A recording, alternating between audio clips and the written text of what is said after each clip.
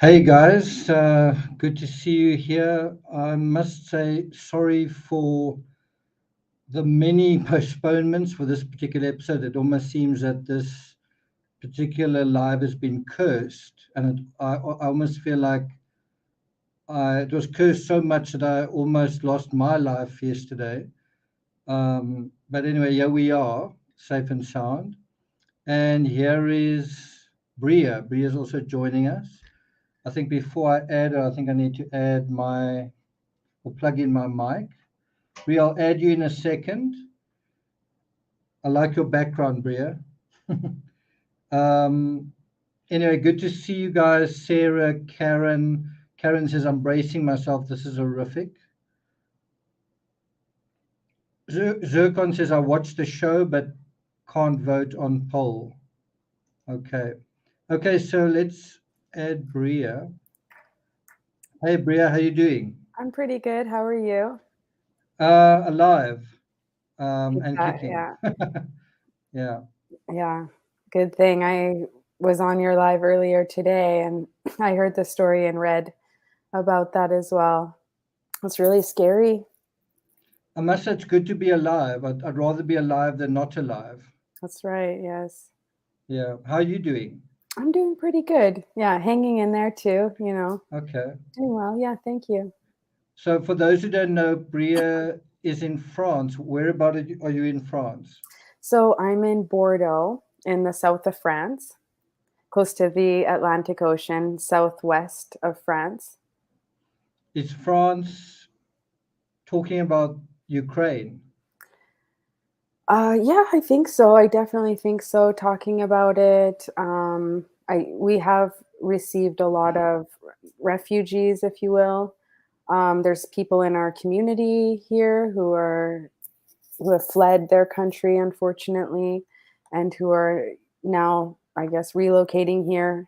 Some of which actually who have um, gone back. I do know a family who has actually returned, whose brother and father actually were summoned to fight, to join the forces there. And Sure. that sort of went on for several months, and they were able to return home a few months ago. Um, but yeah, no, yeah, pretty scary stuff, that's for sure. Well, we're dealing with very scary stuff today. It's tonight our time. It's 10:30 at night where we are, but I think about 4:30 in Connecticut, and I don't know what time it is in California, maybe 12:30 or so, somewhere around there. Yes. Um, Corina, good to see you. Mel, yeah, it is good to be here. um, Aaron says, I've saved all what Netflix has of Jeffrey Dahmer. Did you watch any of the Dharma tapes? I did actually, yeah. Oh, that's good because Yeah. it's definitely gives a different perspective. It gives a Yeah. very you actually hear his own words, Right. and that sort of counts for something. Okay, so Absolutely. I'm gonna get going with my script. I must say to you, Bria, I was worried this was going to happen. I can feel my body's like crashing. I'm feeling like really tired, but I'm going to try and push through till about midnight our time. Sounds good. But I'm just like, so hopefully the subject matter is going to terrify me back awake. You know what I mean? I'm sure it will. I think it will. I think it will. Mm. Okay, so I'm gonna do this. No, not that. Not that. Not that either. That's what I want to do. Okay. And so I'm just going to go through the script. So the production superficially, in terms of the Netflix production, is everything you'd want it to be. It's slick, it's well acted, it's witty, there's a great soundtrack, it's true to life. It's in terms of true crime, and obviously it's a kind of a dramatization. It's like not a Lifetime movie, better than Lifetime, right? Much better than Lifetime.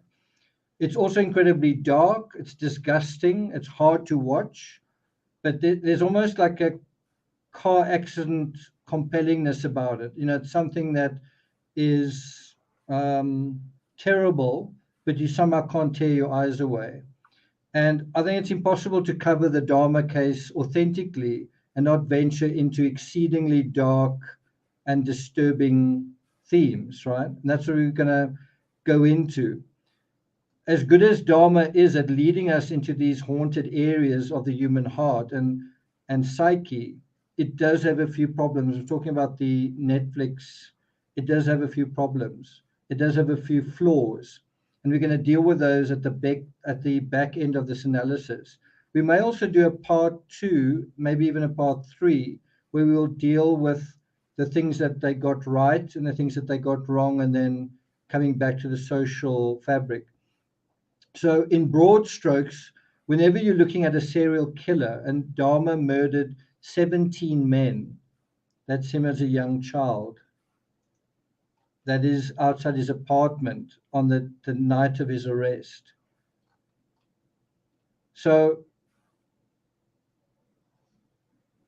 whenever you're looking at a serial killer, Dahmer murdered 17 men. You're looking at the symptoms of any one true crime case, but on steroids. The intensity and the gravity and the calamity, besides the sheer tragedy in these cases, is simply off the charts. And I think Dahmer is one of the most terrifying, if you take the serial killer stats, is definitely one of the most terrifying. Bria, do you remember in the Dahmer tapes, his lawyer said that she felt like Clarice Starling? Remember that? Yeah. And you can kind of tell exactly what she's saying. Like she said, she felt like she was in over her head. She said she was terrified, and I mean, that really tells you all you need to know. Yeah, She felt like exactly. she felt like she was dealing with Hannibal Lecter, and Hannibal Lecter ate his victims, and that's also what Dahmer did. Yeah. Okay, so although serial killers and mass shooters are similar, serial killers are more emboldened, more a product of society through and through, and thus are at a more diabolical end of the scale. Kind of what I mean by that is, if you think about Jeffrey Dahmer and you think how, in his very first murder, he was almost caught. He'd killed that hitchhiker, and he actually had his remains in black garbage bags, and the police pulled him over. So Right. on murder number 1, the cops could actually have caught him, and he managed I think it was he 18 years old. He managed as an 18-year-old kid at school to con his way out of that, right? And to come that close to being caught, and then to say, wow, I think I'm going to do this again. And then there were similar instances like that again. He got away with it. Now, if you compare that to a mass shooter, they do something once and it's over. This is someone who does something once, and they do it so often that sometimes the police come knocking at their door, and then they have the audacity. They've got that criminal intent is so powerful that the fact that the police have even kind of knocked on their door really doesn't mean anything. It's like not a problem. I'll be doing this again. It's quite incredible, right? Absolutely. Yeah, it's absolutely mind-blowing the way that he was able to talk his way out of things and just get away with things. And I reckon that came from from the beginning with him. He learned how to do that. So we're going to talk. You and I are going to talk a little bit about the psychology of this person, but also how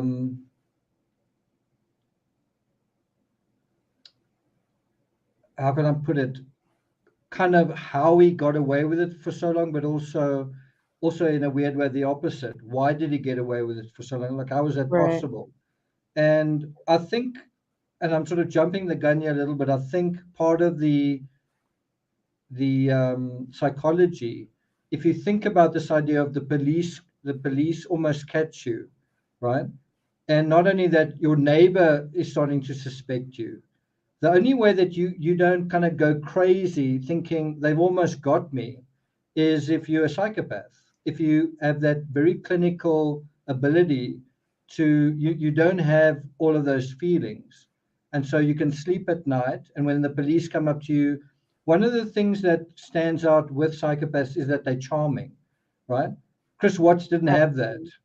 A psychopath is able to, they've got such a low emotional baseline that when the police knock on their door, if they've done something wrong, they don't really get all that anxious. They do get anxious, they do have emotions, but the baseline is so low that they can handle that situation with ease and they can be charming. And you remember the lawyer, his lawyer said the moment she met him, she was like, wow, he's really cordial.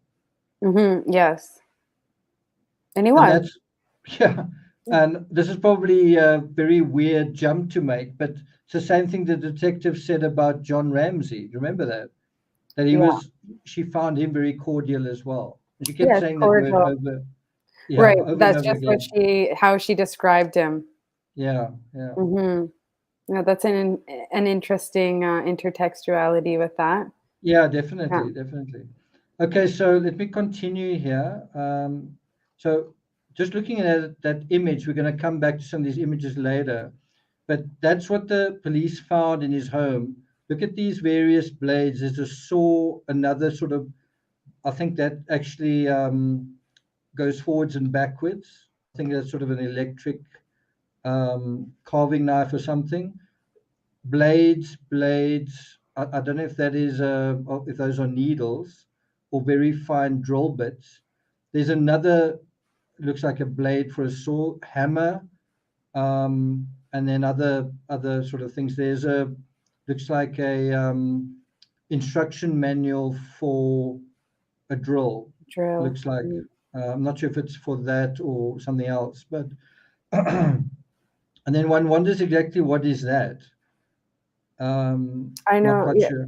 I think it's either used to scrape snow or ice off of maybe a windshield or something, or used for like paint or plaster rather, like maybe Yeah. you'd plaster a hole in the wall or something like that, spread it out, make it even. They're pretty sharp. You could scrape with it. I don't know, something like that, I think.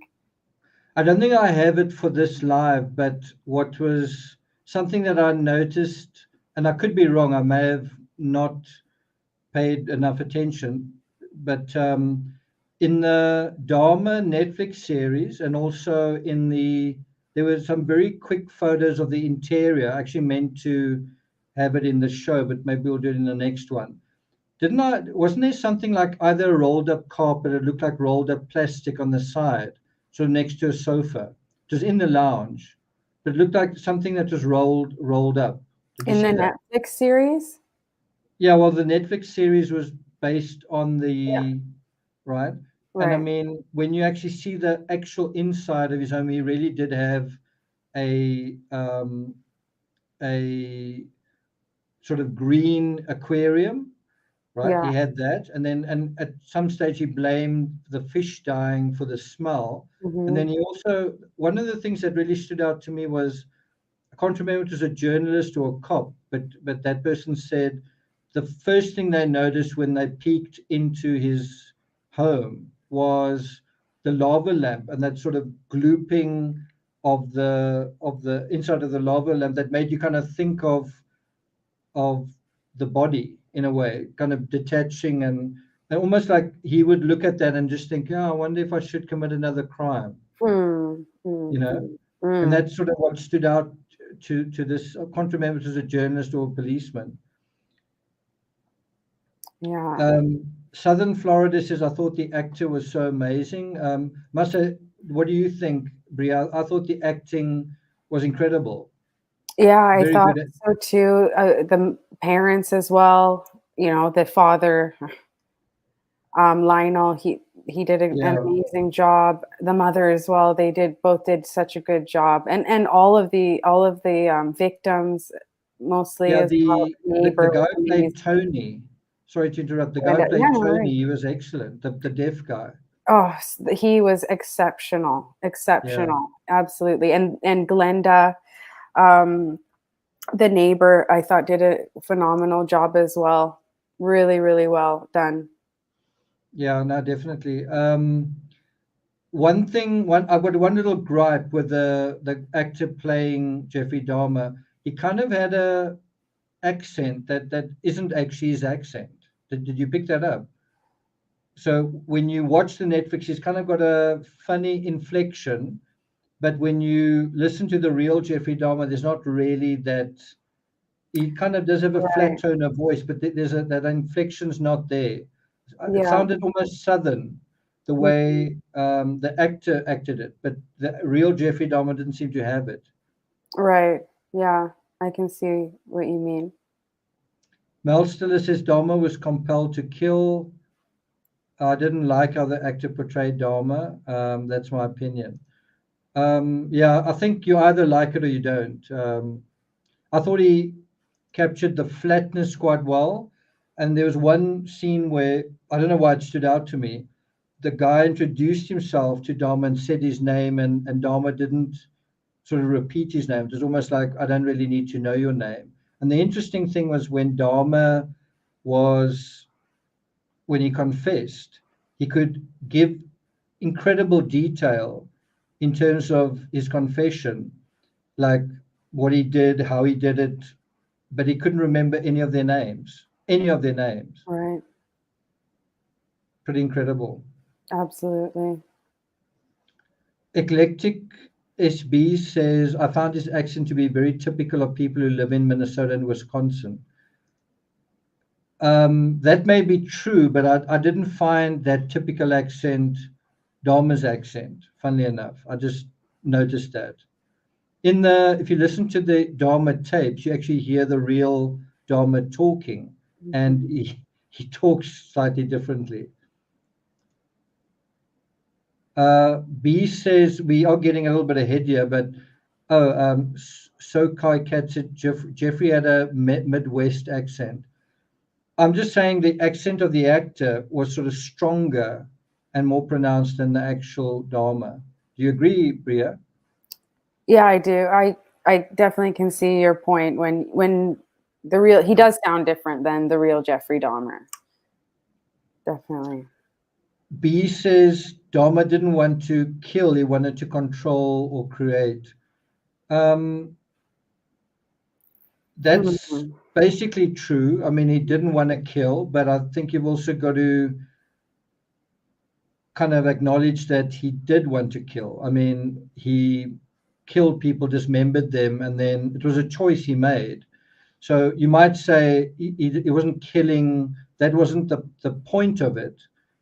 The point was actually sexual and fantasy, but he did mean to kill people to have Mhm. control over them. In order to do what he wanted to do, he had Yeah, to kill, so he kind of wanted to. I think, I mean, there's an aspect to that of deliberate yeah. doing for sure. You can't really get away from that, unfortunately. I feel like The a other, lot of criminals kind of are like, a lot of criminals when they get caught, oh, I didn't really mean to, I didn't really want to do that. And they kind of probably battle that within themselves as well. I'm sure that there's a certain part of that that could be somewhat true, but the reality is that, in order to do what he wanted to do, killing was absolutely a part of that. And you can argue the thing where, I mean, I think he was trying to turn his victims into zombies. In other words, he actually wanted them alive, but right. like the person absent. So he didn't want to have a conversation with them. He didn't want them to touch him, but he did want them basically alive, right? You know what I mean? He wanted their their bodies to stay alive, not their minds, though. He wasn't interested in having conversation. It was sort of a one-way street. I want to touch you. I want to kiss you. I want to be with you, but I don't want you to be there when you're there, kind of thing, which is which is what makes him so peculiar. I mean, That's I right. think he was at the same time a monster, but at right next to that, such a pathetic human being that he was actually afraid of kind of being touched and afraid of the, like in a normal situation, if you love someone or you're attracted to someone, then you allow them to kiss you or touch you or whatever they're going to do or not do that. Whereas he felt like that is just too much for me. I need to take all of that out of the equation. I need to totally control this entire experience. That shows someone who's incredibly pathetic, you know. Yeah. I mean, imagine you went out on a date and you almost like 50 Shades of Grey, and you asked them to sign a contract, and the contract was, um, I need you to not say anything. When we go back to my apartment, I need you to lie down and not move, and so on and so on. That's the most pathetic date you've ever been on, right? I don't want to have a relationship. I don't want you to do anything. I want you to lie on the bed like a mannequin. Mm-hmm. That's good enough for me, you know? Yeah. So he did fear being abandoned, but he also feared, he was so anal that he feared any spontaneity. He wanted total control. And he felt that. And something that I don't know if people understand is when he talked about when he would do these things, when he would, you know, execute these horrible crimes, he actually said he felt this rush of energy. And you know what that rush of energy was? It wasn't just sexual release, it was also a feeling of power. So Absolutely. if you think of him as a pathetic um, non-entity, the sort of basically a very weak human being, someone who totally lacked agency, like he had absolutely no agency. When he kills someone, that's when he gains all that agency, has total control over another life, right? And he has this sort of sexual gratification at the same time. You know, like what is so disgusting about him is he would masturbate to viscera, like to organs.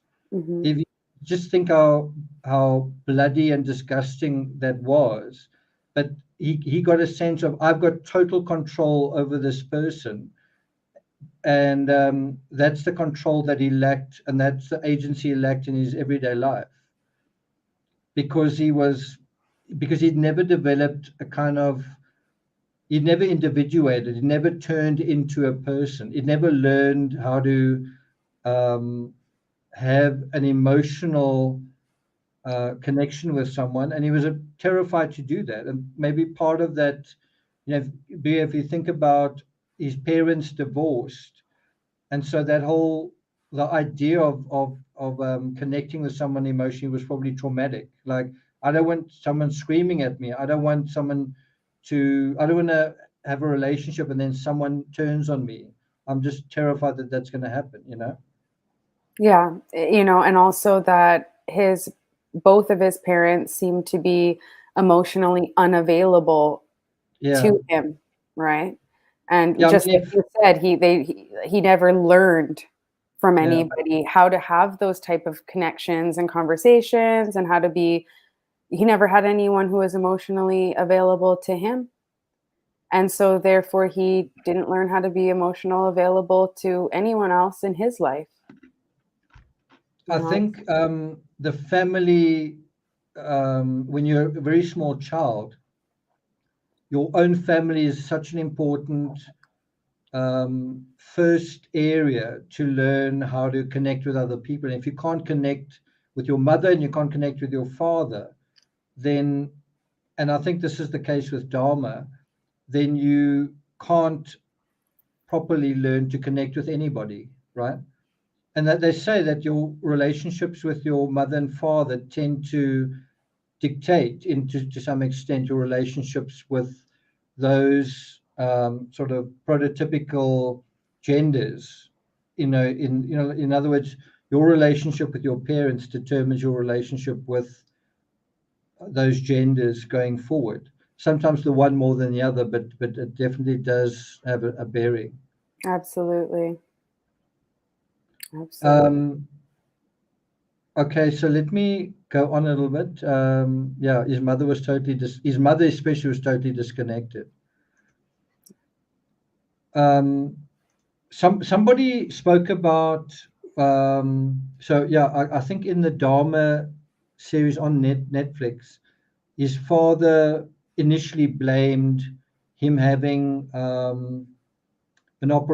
hernia operation, and so that was his father's theory, was the hernia operation when he was 4 years old Mm. that messed up his brain. And then his father's other explanation was that his mother took a heck of a lot of medication when she was pregnant. And then what I found so interesting with that thing was, you hear his father saying that, and it's kind of like excuses. It's like, well, he had this disorder, and it was something that had nothing to do with him, nothing to do with the dynamics. And then you hear him talking to his own lawyer, and he said, there's no one to blame. It's not my father, it's not my mother, it's me. I did this. And it's like I tend to say that in true crime as well. Don't blame a disorder, don't make it a label. It's not somebody else's fault.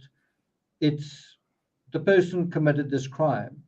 90% of it is that, some of it's a situation. But it's really refreshing to hear a killer say, don't look anywhere else. I did this. Yeah. I'm to blame for this. Yeah. Yeah. He definitely did do that. He definitely did take responsibility in that way, I guess. But Yeah, it is hard to not look at what kind of created this beast, if you totally, will. totally. Right, of And we course. are going to look at that. Yes, of course. So Amy says, wasn't his father a chemist? He was, and I think that played into the chemical narrative here, the Yeah. sleeping pills and all that kind of thing. Yeah, yeah. Definitely. Bear in mind, his mother also took a lot of medication, so that was also part of the idea of using medication. Sharon says, nice to see you, Bria. Nice to see you too, Sharon. Okay, so let's continue with the script. So as we go through the checklist below, we're going to go through kind of a couple of points. Consider the application of all of these themes to the usual suspects in true crime. So we're going to go through a couple of, let's say, checklists in terms of going through this case, going through Jeffrey Dahmer. But I want you to think about these ideas, these concepts that we're going to relate to Dahmer. Think about them in relation to Chris Watts, to Jodi Arias, to Scott Peterson. Those are quite old cases, but then also think about current cases. Think about the idea of nature or nurture with Caitlin Armstrong, with Laurie Vallow, with Brian Laundrie, right? It's quite a important true crime question. Was this person born this way, or were they made this way? Was it a bit of both? How much of the one, how much of the other, right? And so that's kind of what we're going to look at. The other thing that's quite interesting, just in a general sense, is Dahmer was quite an introverted guy. He didn't have any friends. He was kind of a loner, quite a isolated, quiet sort of person, right?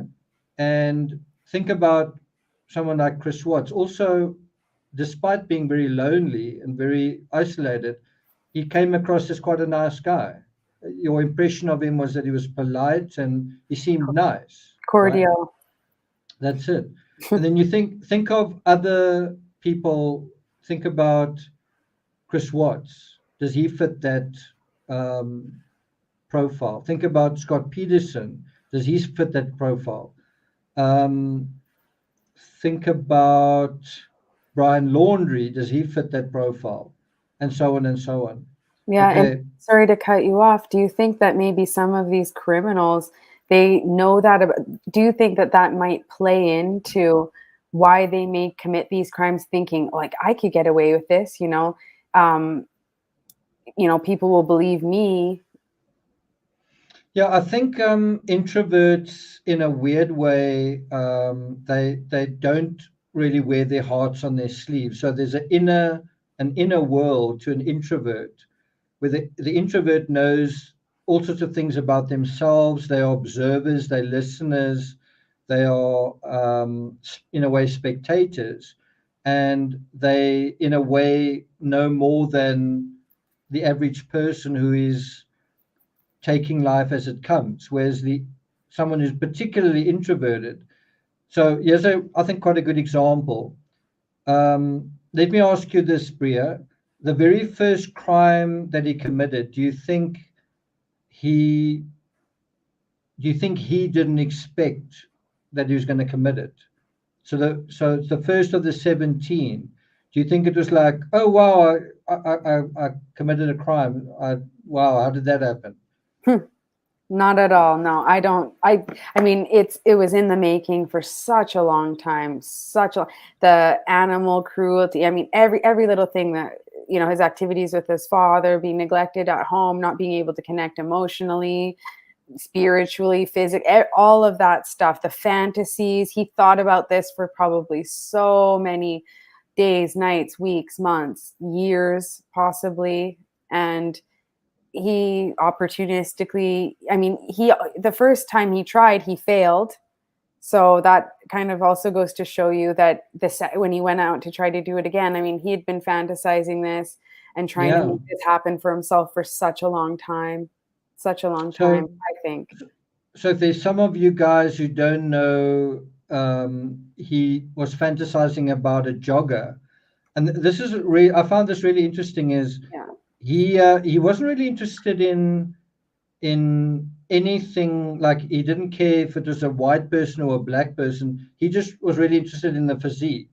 They actually did a study, and they said he was actually attracted to a certain kind of body, certain kind of muscular torso. He didn't really care about really anything, like who they were, what their name was, age to some extent. He didn't really care about that. He was looking at the physique and saying, I'd like to see that person without the shirt on. I'd like to work with this flesh, with this body. That I would like an extended experience with that, with the torso, with the body, not with the face, not with.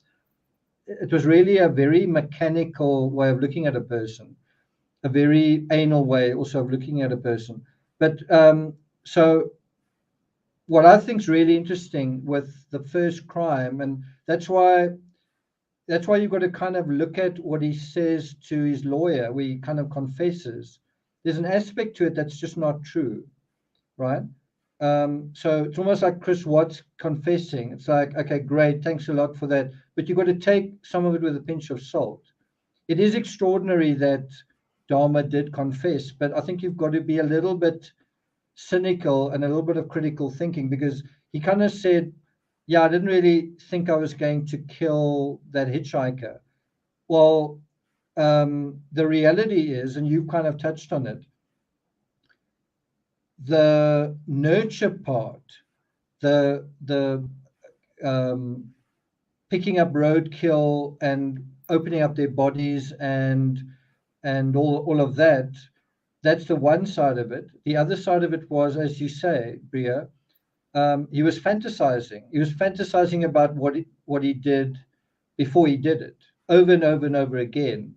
And as you also said, he went out intending to, I think, hit a jogger with a baseball bat, and Yeah, then the which would jogger have been didn't. his first victim. Yeah. Right. So it's not like he was like, oh wow, I find myself in the middle of a crime scene. How did that happen? Right. Well, he was planning a crime for quite a long time. He'd been fantasizing, and that is the one thing that he does say. Is he said, I'd been fantasizing about this for so long, and now suddenly here it was.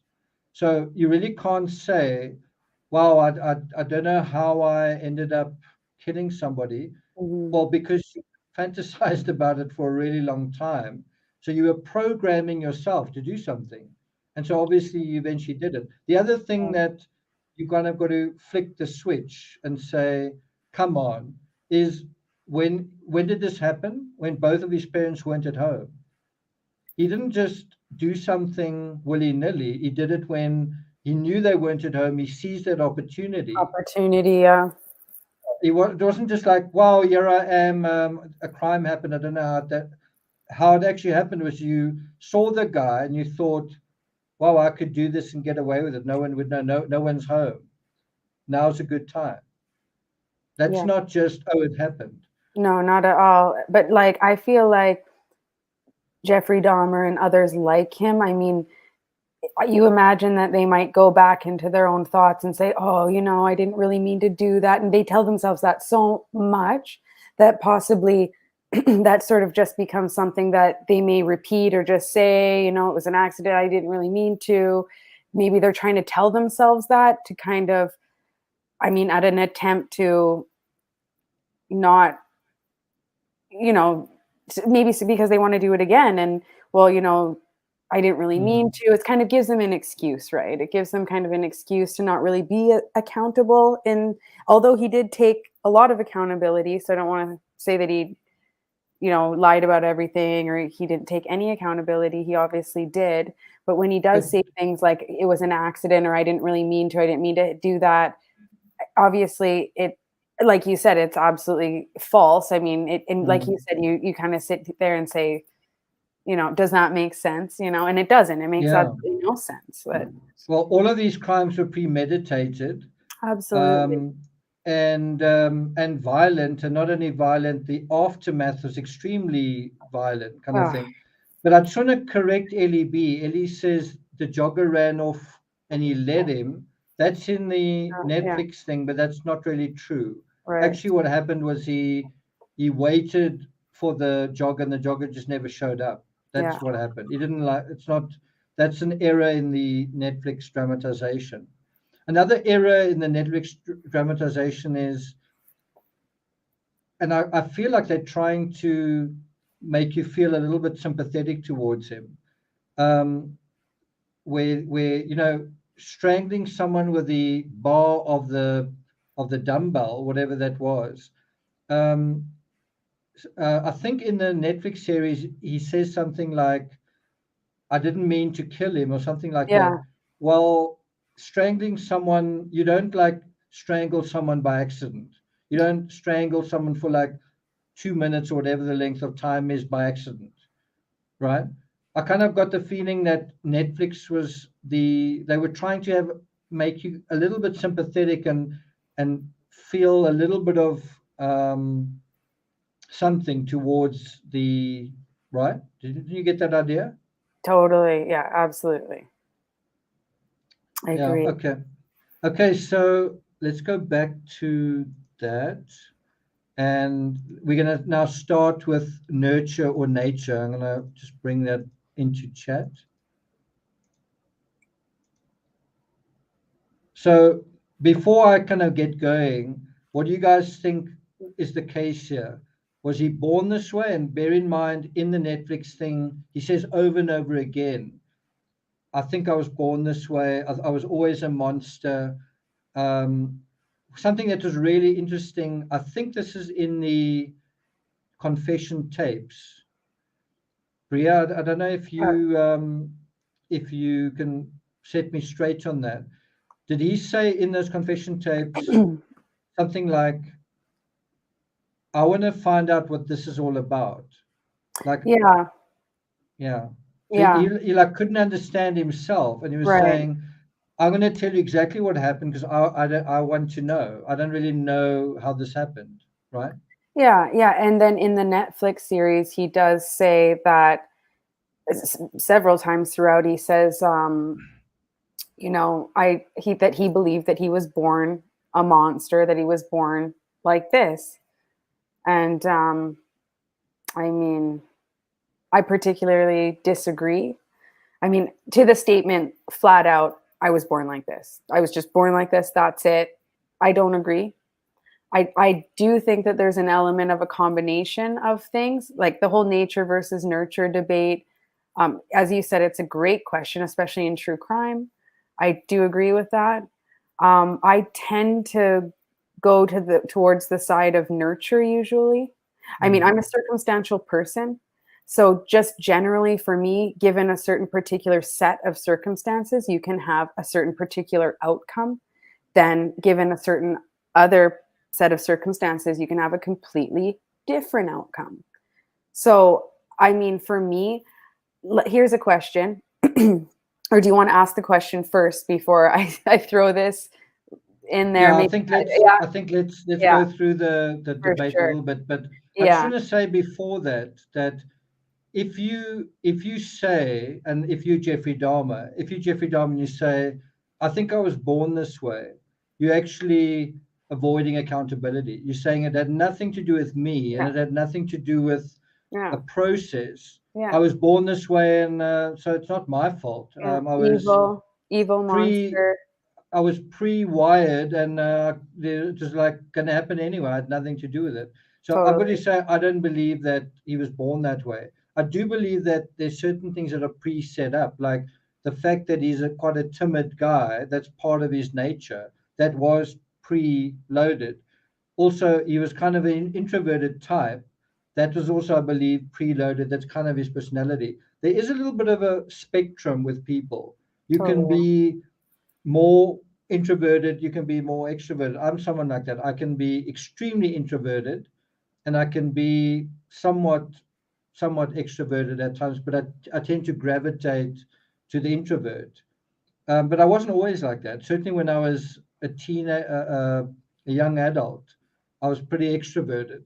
So there's a continuum there, but sometimes introversion does tend toward secrecy and criminality. Not always. I'm not saying introverts are criminal. Not at all. But I mean, look at Jodi Arias. I don't think she was an introvert, right?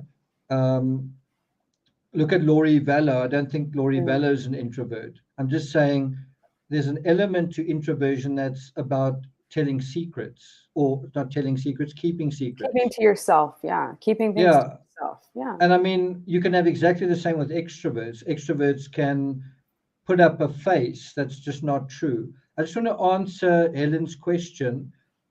He was active from 1978 to 1991, so 13 years. So I think 17 victims in 13 years, but just kind of like one victim. Then I think did 3 years go by, and then it was another three victims at his grandmother, and then 13 victims at the apartments. That's how I know it. I could be slightly off.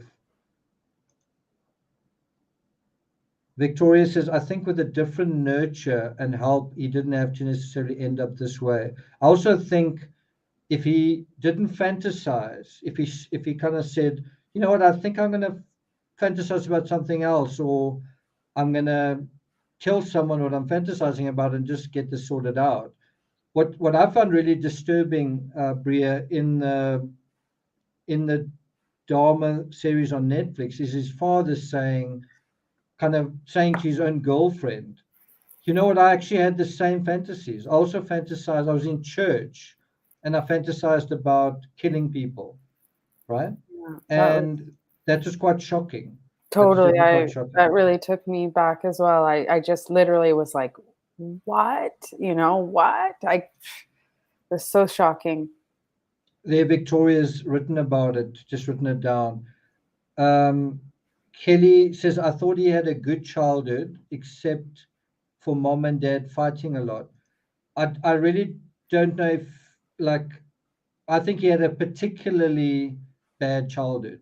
Mm. That's what a lot of this is about. He had a particularly horrible childhood. Um, yeah, and part of that was his parents just, there's an interesting John Benet Ramsey, Burke Ramsey aspect to this. If you think about, he had a younger brother. I think his younger brother's name was Roger. I'm not 100% sure, but apparently when his younger brother was born, all the attention went to his younger brother, and he was just gone. He wasn't in the picture anymore. Yeah. That can be, I think, quite devastating. Okay. Anyway, let's get back to, was it nurtured? Let's just get back to that.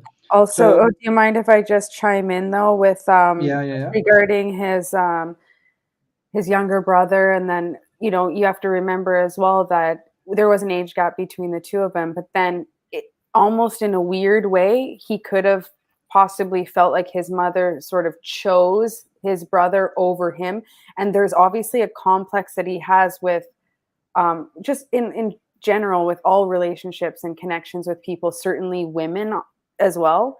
And obviously Mm. that comes from his the dynamic that he had with his mother, and like again his mother kind of again leaving him and choosing someone else, which kind of everybody in his life did. Yeah, well, if you think exactly about that, if you think about just that thing on its own, you say his mother actually rejected him. His mother Yeah, rejected him and chose his totally. brother.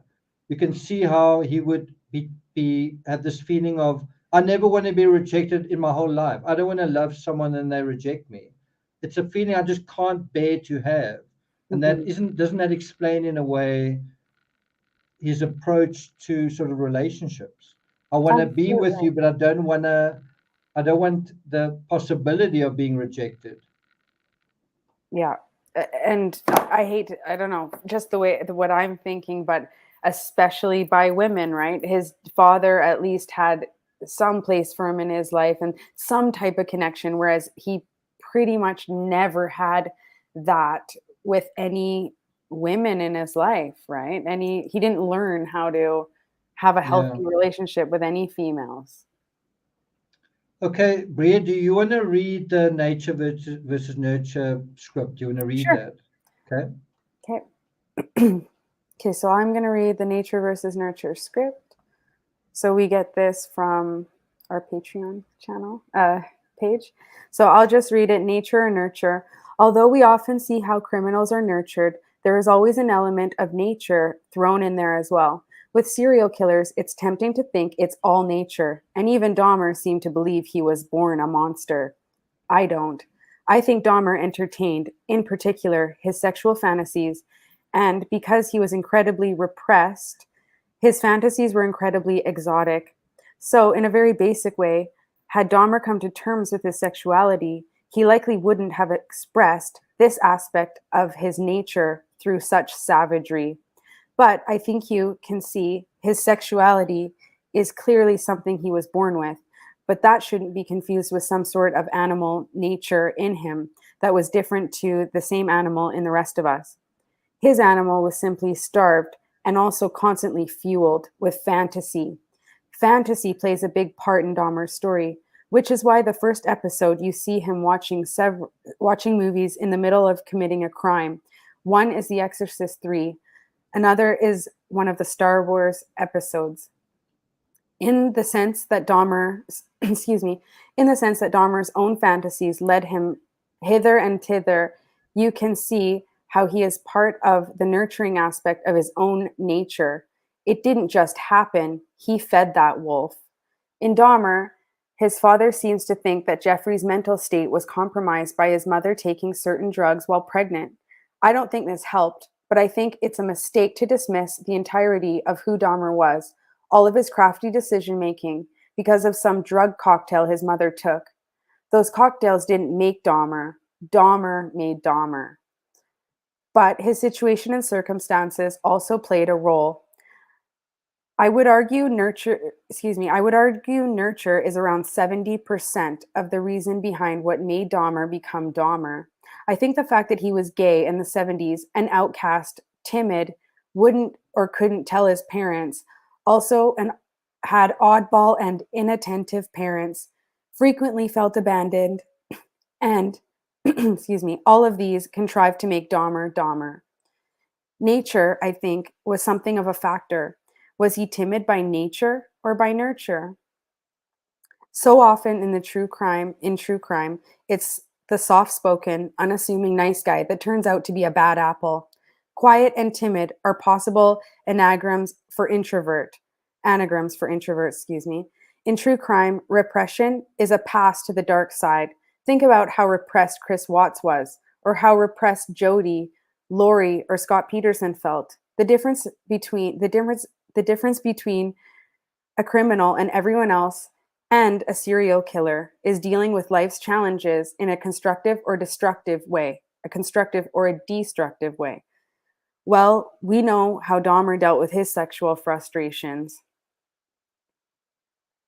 And that's the end of In a very destructive way. in a So, very destructive way, we know, yes. so you're really a great reader. You should really do audiobooks, Bria. I'd Got a love great, to practice my reading. you've got a great voice. Thank you. I actually recently had like a cough, or it just dragged on for so long. Anyways, I'm still like, it's like the tail end of it, you know, that just stays with you a little bit in your throat. So sorry about that. I can tell my voice is a little raspy, and I know exactly sorry, what you're guys. going through because Okay. even in normal conditions, my voice just dries out just like normally. So I know Yeah. what you're going through. So I think one of the things that stands out to me in that script is this: had Dharma come to terms with his sexuality, right?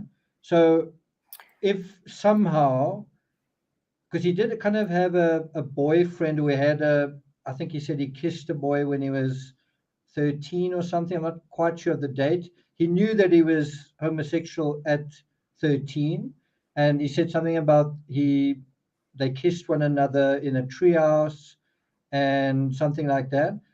But if he had found a boyfriend, or a boy had found him, and somehow it found his way into a situation where he could come to terms with his sexuality, then all of this could have been avoided. Because if you Right. think about it in a very graphic, kind of horrible way, each of those murders was like masturbating. So it was like, I need to have this sexual experience. And in order to have it, I need you to die. And I need you to lie there. And then afterwards, it's like, okay, wow, I feel a lot better. Okay, well, now I need that feeling again. So it's like, if you could just find a way to have that release in a normal way, you know. Yeah. But the thing that, so let me put this way, and I think this helps you understand who we're dealing with and what we're dealing with. Um, what do you think? What do you think it is that gave him away? What do you think the main thing was that actually gave Dharma away? I'm talking about before he was caught. What was the thing that was going on that gave him away over and over again before he was caught? Is it the smell in his apartment? Yeah, absolutely. Oh, is it? Right? Okay. Yeah. No, no, Sorry. I don't know. no. So if you think about that and you say Yeah. somehow Dharma didn't seem to care, or he didn't seem to worry, or it didn't seem to bother him, the smell, right? Now, I think there are two ways to think about that. The one way is to say that smell was another way that he thought they still here. So, in other words, he associated that smell with um, that person is actually kind of, they're still lingering, they're still here. So, in a Yeah. way, you could even say there's a sense of comfort to that Mhm. stench, I'm right? sure there was. Yes, for him. Yeah, But definitely. here's the flip side, and this is where I think you can really understand Dharma, and you can understand how terrifying this is. Most people, you 100%, me 100%, 99.99% of people um, couldn't stand that smell. If that smell was in your home, you would not be able to stand it. You would not remain in that home. You would either get rid of the smell or you would get yourself out of that situation, right? Absolutely. And And if you think about it, I'm just saying that that smell is a key to unlocking his psychology and to understanding his psychology, right? So if you see how we are programmed, healthy people are programmed to be averse to death. Healthy people are programmed to feel like, I don't want to die, and I don't want dead people around me either. I don't want to kind of have dead people in my living space. I want to be alive, and I want the people around me to be alive. Death is objectionable, and symptoms of death are objectionable. And then you say, wow, so how is it possible that this human being not only didn't seem to care at all about the smell, but seemed to almost what's the word, Be comforted get, by it.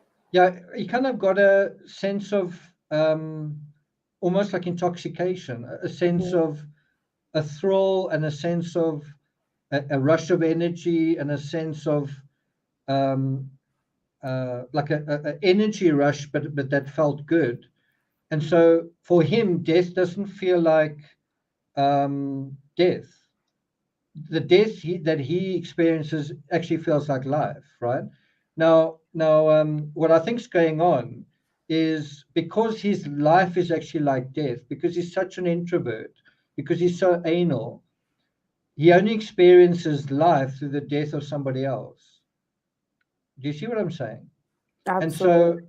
so the other side of that is, if his fantasy, anyway, this is the bottom line, his fantasy is so strong that it's stronger than the normal response to the smell of death. In other words, his fantasy overpowers that normal attitude to death being objectionable. That is how strong his fantasy was. His fantasy of um, being with a body and touching a body, the sexual thing was stronger than so the sexual attraction was stronger than the death, almost repulsion, if I can put it that Right, way. right. And he actually felt like the death of someone else. I mean, this is absolutely anal sadistic. You're totally anal, and then your sadism is so extreme. You're such an extreme, sadism is benefiting at the expense of someone else. His crimes were absolutely, absolutely, absolutely benefiting at the absolute expense of someone else, right? But it was also deeper than that. There was a symbolic benefiting where, in the process of them dying, he actually felt a rush of life. In the process of them being helpless and being dismembered and all the rest, he actually felt a sense of power. Right, and And then that, sexual stimulation yeah, and yeah, yeah. gratification, I think he super. felt sexual power. I think he felt power as a man, as a person. But then, and this is the crazy part, all of that kind of reaches this sort of climax. All of this sort of builds up, and then when the person has died, it sort of dies away, and he becomes this weak, pathetic non-entity again. And then he wants that power again, and he can only have it in that narrow experience. He can only have that life, that feeling of the rush of life, when somebody dies and he's got that sort of access to them and that sort of control. And then when they've died, it's not like, wow, I mean, to some extent, by keeping their bones, there was a little bit of a sense of residual, but not enough to sustain him. And so, although he would get that power, it would then dissipate again completely, and he would try and get it back, and it would dissipate completely. And most of us have at least a strong enough sense of self where, on a bad day, I had a pretty bad day yesterday. You have a bad day, and you pull yourself back together because you've got a self, you've got an identity, you've got agency. But he didn't have any of that. The only way he got that was by killing another person. He had never found a way to pull himself together, to be a person in his own right, to engage with another person in a way that he didn't lose his own power. He couldn't find a way to engage with someone else without the risk of loss and the risk of all of that kind of thing. Yeah, totally. But like even little things like that, like learning how to win, learning how to lose, take losses, all of that stuff is learned, right? Those are learned behaviors. I also remember in the Netflix series him saying something like that it did I wouldn't say hit home for me, but it did, spark my curiosity that he said, he had never ever won anything in his whole entire life, right? An award, any medal, any little thing, and I thought about that quite a bit, and it's like, like little, it doesn't seem like much, but little things like that, being involved, a race, and you win some, lose some, learning how to get up, brush yourself off, try again, and just being okay with losing is actually really important Mm. in life. You're not going to win everything, to, I guess, maybe try to balance that kind of not like a power struggle within oneself, but you know what I mean? Like somebody who has literally never won a single prize or anything, that no one had probably ever said to, oh, good job. You did so good. You ran so well that day, or you swam so well, or gee, you sure did great at this. You know, there's a million things that one could do to win. I mean, there's a birthday party, you win a little prize, any little thing, go to the fair, right? And then he did go to the fair, and yeah, but just that one comment that he made when he said he had never won a single thing in his entire life. I actually did feel a little bit sorry for him. And it then for me reinforced that whole nurture for me, right? The nurture side of that. It's like this is not something just happens. It's something that kind of it exactly gets nurtured along one's life from childhood, usually, as in this case, in my opinion. And if that continues to go, and then of course we're going to talk about this, I'm sure, I just think, but the fact that he was then left to his own devices as a very, very young person, going through puberty, going through some really, really trying times of anyone's life, and not having any emotional support, he's not going to develop healthily. Yeah. And you know So I think another really important clue to how he became who he became was just loneliness. If you just take that thing on its own, loneliness, and you say, I'm an adult, I'm 50 years old, and because of my work, especially when I was a writer, when I was writing like a machine, I was extremely isolated because I was just doing that work like morning, noon, and night kind of thing. I was doing it like absolutely like a machine, but I became really, really lonely, and a lot of my friendships and relationships suffered because I was like this workaholic, and writing is an extremely isolating thing, especially the way I was writing. But the thing is, you as an adult, you can kind of do that and then come out of it, and hopefully you've got some social, what's the word, skills, and maybe you've got some kind of social networks, and you've kind of got some of that in place already before that happened or whatever. If you're a child and you're lonely, it can be very hard to decipher your emotional conundrum. If you're a lonely child and your parents aren't giving you any clues or insights how to make connections, you never learn to do that. You default to loneliness. In other words, you try and reach out, that doesn't work, and then you kind of just withdraw. You feel like, well, at least I can rely on that. I know that that's the situation. You withdraw. And the problem with being very, very lonely like that is you can kind of have, let's put it in a very simple way. You can kind of have two outcomes.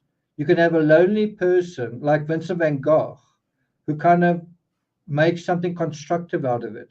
He becomes an artist. He goes on a journey, and it's quite a lonely journey, but he nevertheless finds a creative solution to a problem. He nevertheless turns, in a way, water into wine. He turns a negative into a positive. But you can have another person, and although this can apply to a child, it can also apply to an older person who's been socialized their whole life and they've never experienced loneliness. And so a lonely person in a state of loneliness can become very dysfunctional. They can go down like a spiral. And that's kind of a choice. Some of it is like the path of least resistance, but you can also kind of be your own parent and say, wow, what am I doing? Is it healthy? Are these preoccupations healthy? I remember when I was in high school, and there was a period where I was extremely lonely and isolated and picked on and bullied in high school because I had kind of an external brace. And I was just quite weird. I was quite a strong, I was a very good swimmer and I was a very good athlete. I got like provincial colors in soccer, triathlon, swimming, biathlon, anyway, all this kind of thing. So I was kind of a jock, but also a nerd. And then I had these braces on. But the thing was, in the school that I was at, I was in an all boys school. They basically said, you're a nerd, you're a loser just because you got a brace on, and all of that. And there's a point where all of that picking on me and all of that bullying and all of that abuse did actually start to gain ground. And I started to feel diminished and helpless and just, starting to slip down that thing. And I started reading Stephen King.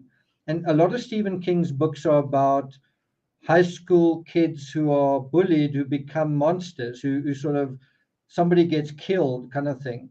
And I was reading one Stephen King book after another, and I started feeling this, like this evil seed starting to brew in me. And I eventually said to myself, you need to stop reading these books because this is not going to end well.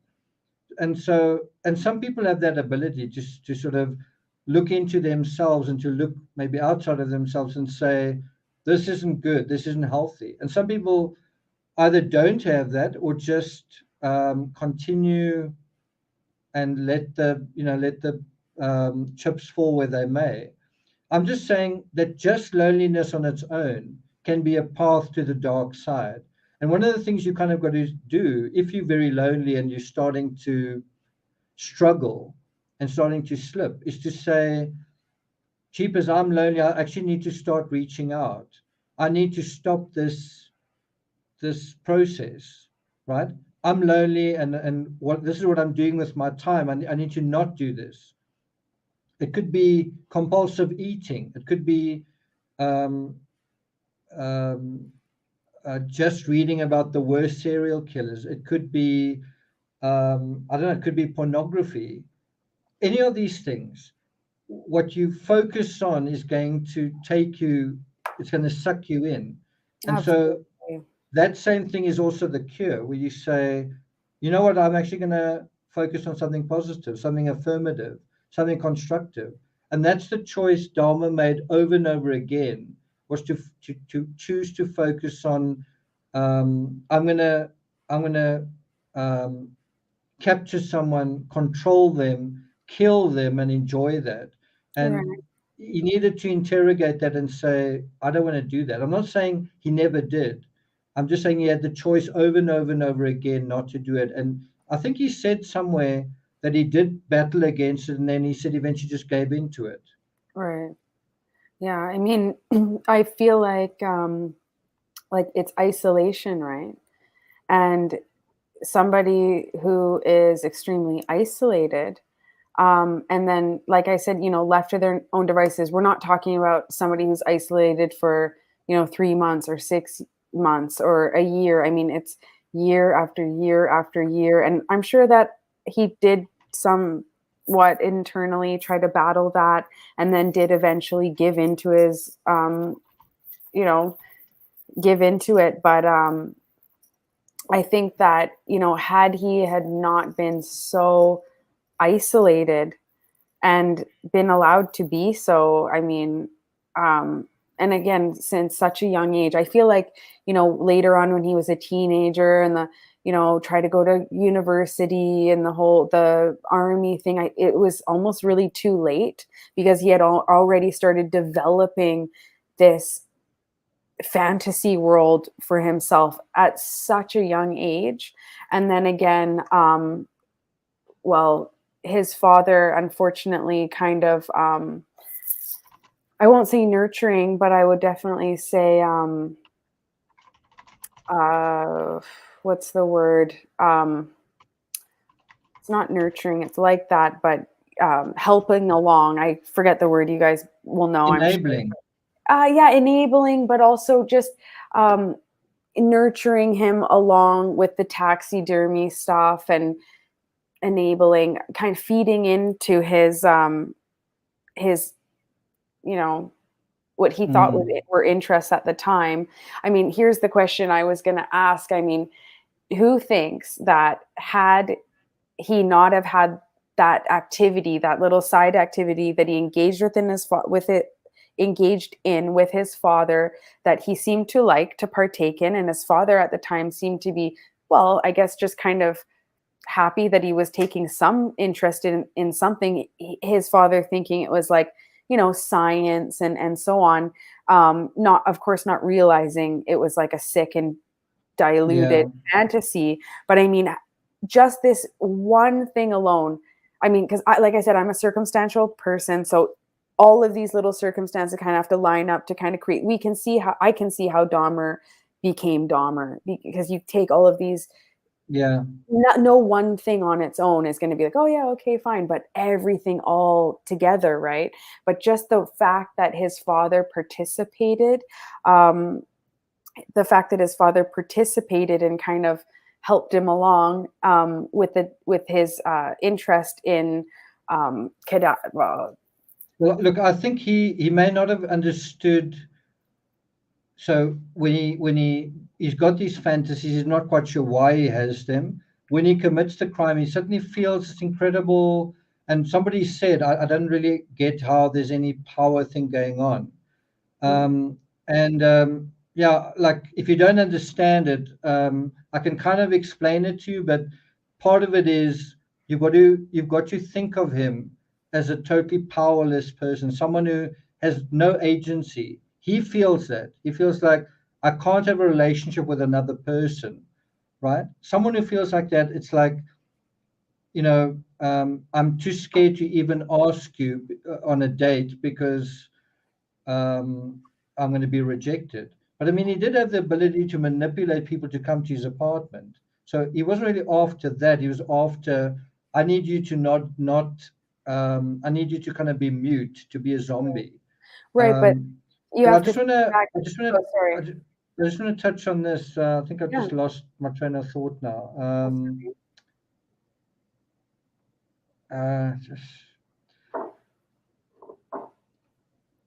What was it now? Yeah, sorry. I've just lost my train of thought. Sorry. Oh, sorry.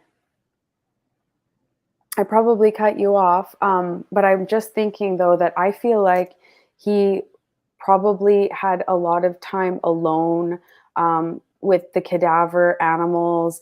I also feel like it's possible as well that he was very used to those types of smells, him being in um, his own company, and kind of that was kind of all he really had. He was allowed to kind of do that and participate in that, do these experiments. Somebody was helping him somebody was kind of, You mean in terms of his father? In terms of his father, exactly. Yeah.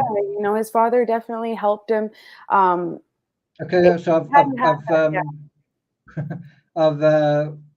caught on to what I was thinking about previously. So at the time that he's committing these crimes, he's feeling like this weird vortex of emotions, like these incredible emotions, like this big wave washing over him. He feels release. He feels relieved. He feels all of this stuff flowing into him.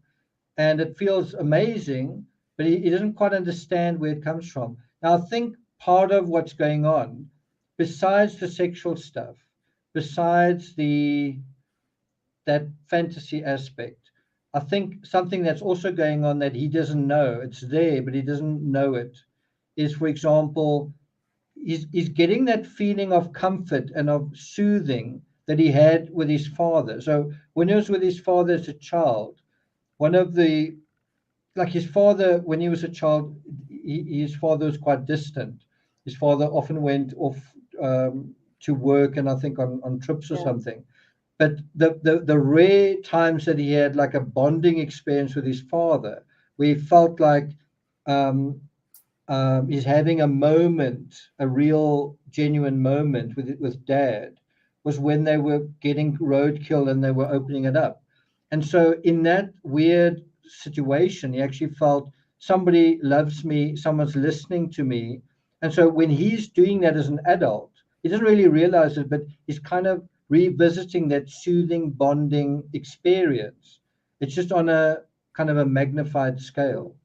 Right. And like that's really when he saw his father the most pleased with him, as weird as Yeah. that is to say. But his father was, you know, legitimately excited that his son was showing interest in something. And he also seemed to have some of the same interest. I mean, because of his background, I mean, he was an analytical chemist and himself. And I mean, he did show his son a little bit, you know, the ropes, if you will, of kind of, you know, how to just even from, you know, how to gut a fish, how to the organs of animals, how that is all. He definitely sparked an interest, to say the least, in that kind of decrepit, you Yeah. know, yeah, mindset that he would find himself in again years later. But I was just saying though that, you know, his interest in, you know, roadkill and you know, dead animals was when he saw his father the most pleased with him. Mm. And I Unfortunately. think there's another, potentially another aspect, which is, remember, he's homosexual and he's got a good relationship with his father and he's got a bad relationship with his mother. So again, this is, I think, very deep inside his psychology. He may not have been aware of it.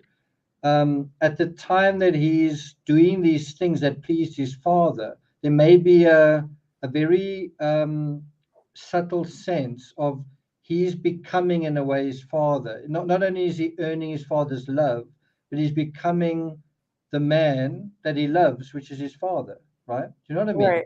Absolutely. By And doing these things, he's becoming his father's son, but he's also becoming a person in a way. He's actually becoming a human being in his sort of framework.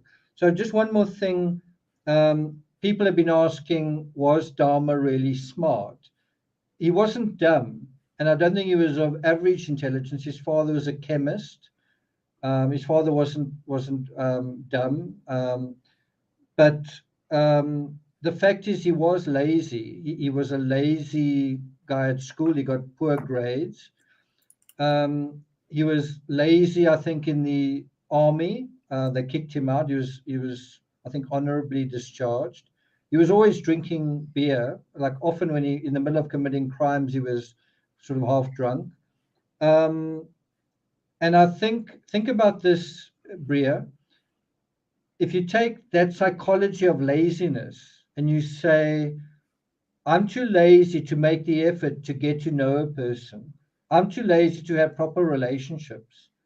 And laziness actually comes out of fear.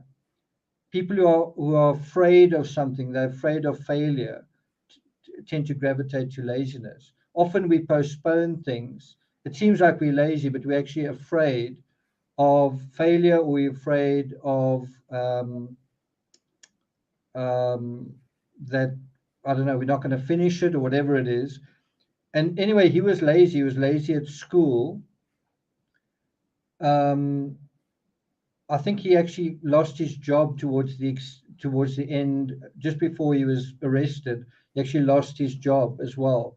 That laziness is part of why he was a criminal as well.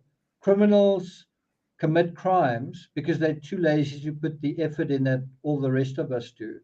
Because I mean, it takes effort to obey the law. It takes effort Right. to be honest and to do some of the work and to make an honest living. If you're lazy, then you cheat and you break the law, but then there's a cost to that, or there should be, right? So that's definitely a big part of it.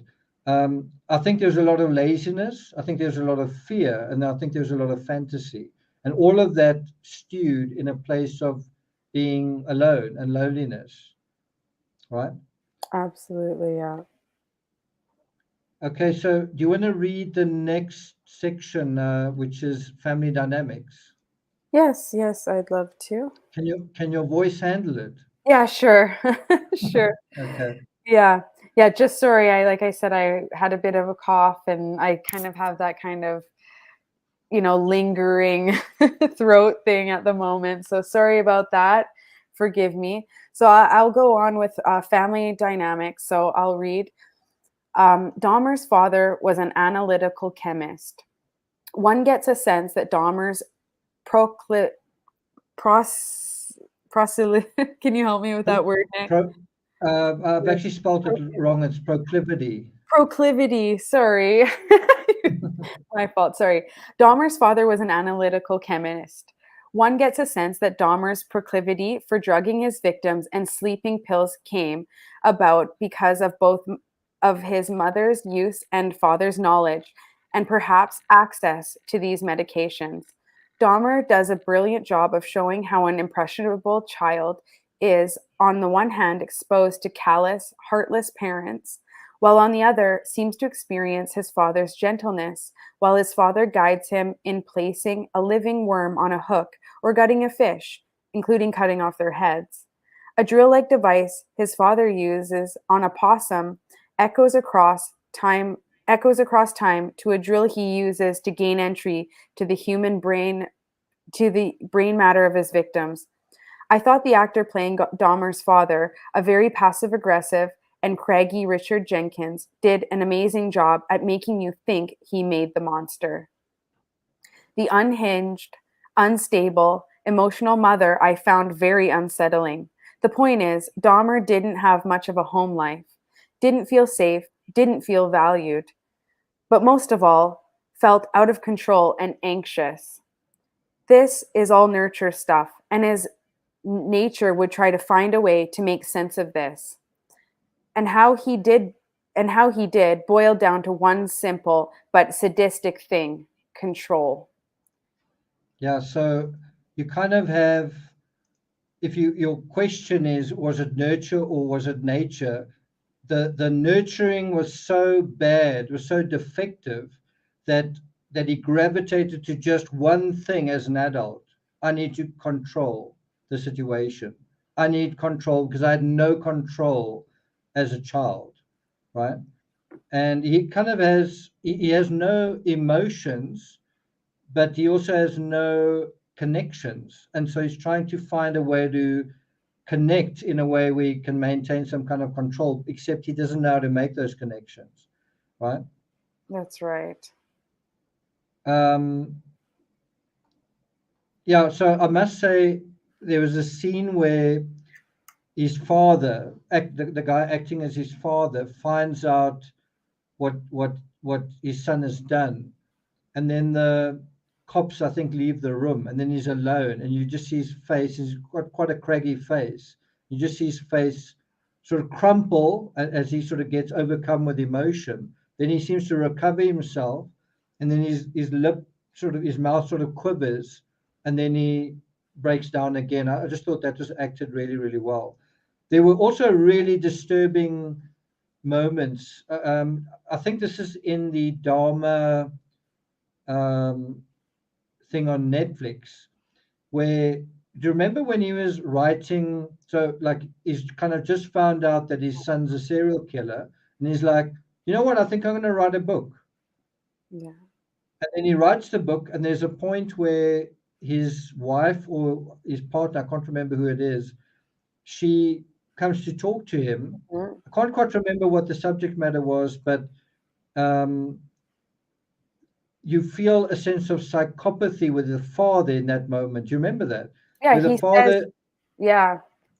Yeah, he says, I think I found my niche kind of thing. Like, I think I found what I've been meant to do. He does say something along those lines, which yeah, and is, it's yeah, like I can't remember the exact moment. I don't know if people in chat right, remember that moment very well, but it's like he's supposed to kind of come out of that space and be sensitive and compassionate. And he's so enjoying what he's doing that, like, you look at this and you're like, jeepers, that was psychopathic. And right. that's where your son got it from, you know?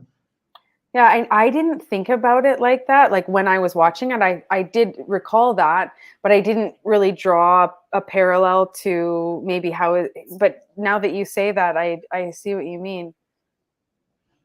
Cool. Okay. So now we're going to talk about animals. I think I'm going Yeah, to read this one. It's nice and short. sounds good. Okay. Let's just put that up. So now we're going to deal with animals. In true crime, animals come up more often than you might imagine. Chris Watts, the Suzanne Morphew case, Stephen Avery, Oscar Pistorius, Jodi Arias, Damien Eccles.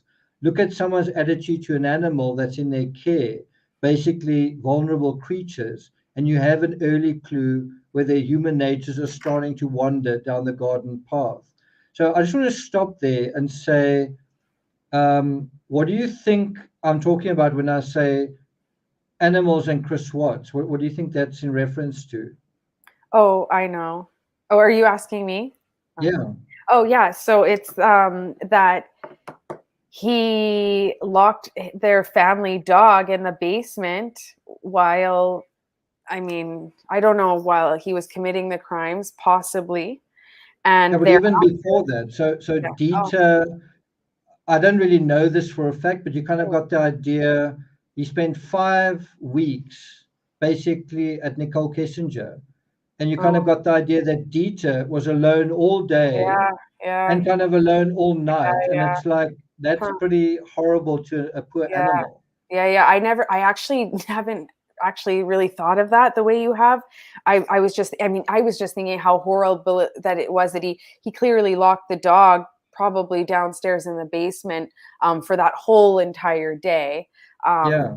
but yeah, now that I think about it, um, yeah, during those 6 weeks, I mean, what did he do with the dog? That is, yeah, I'm definitely. sure Nicole Kessinger would have said, when he came over, he brought the dog. Oh, for I'm sure. sure, Yeah. And yeah. Well, I mean, for sure, because she also had a dog. So you would imagine that there would have been something with the dogs, or dogs. I mean, they would have.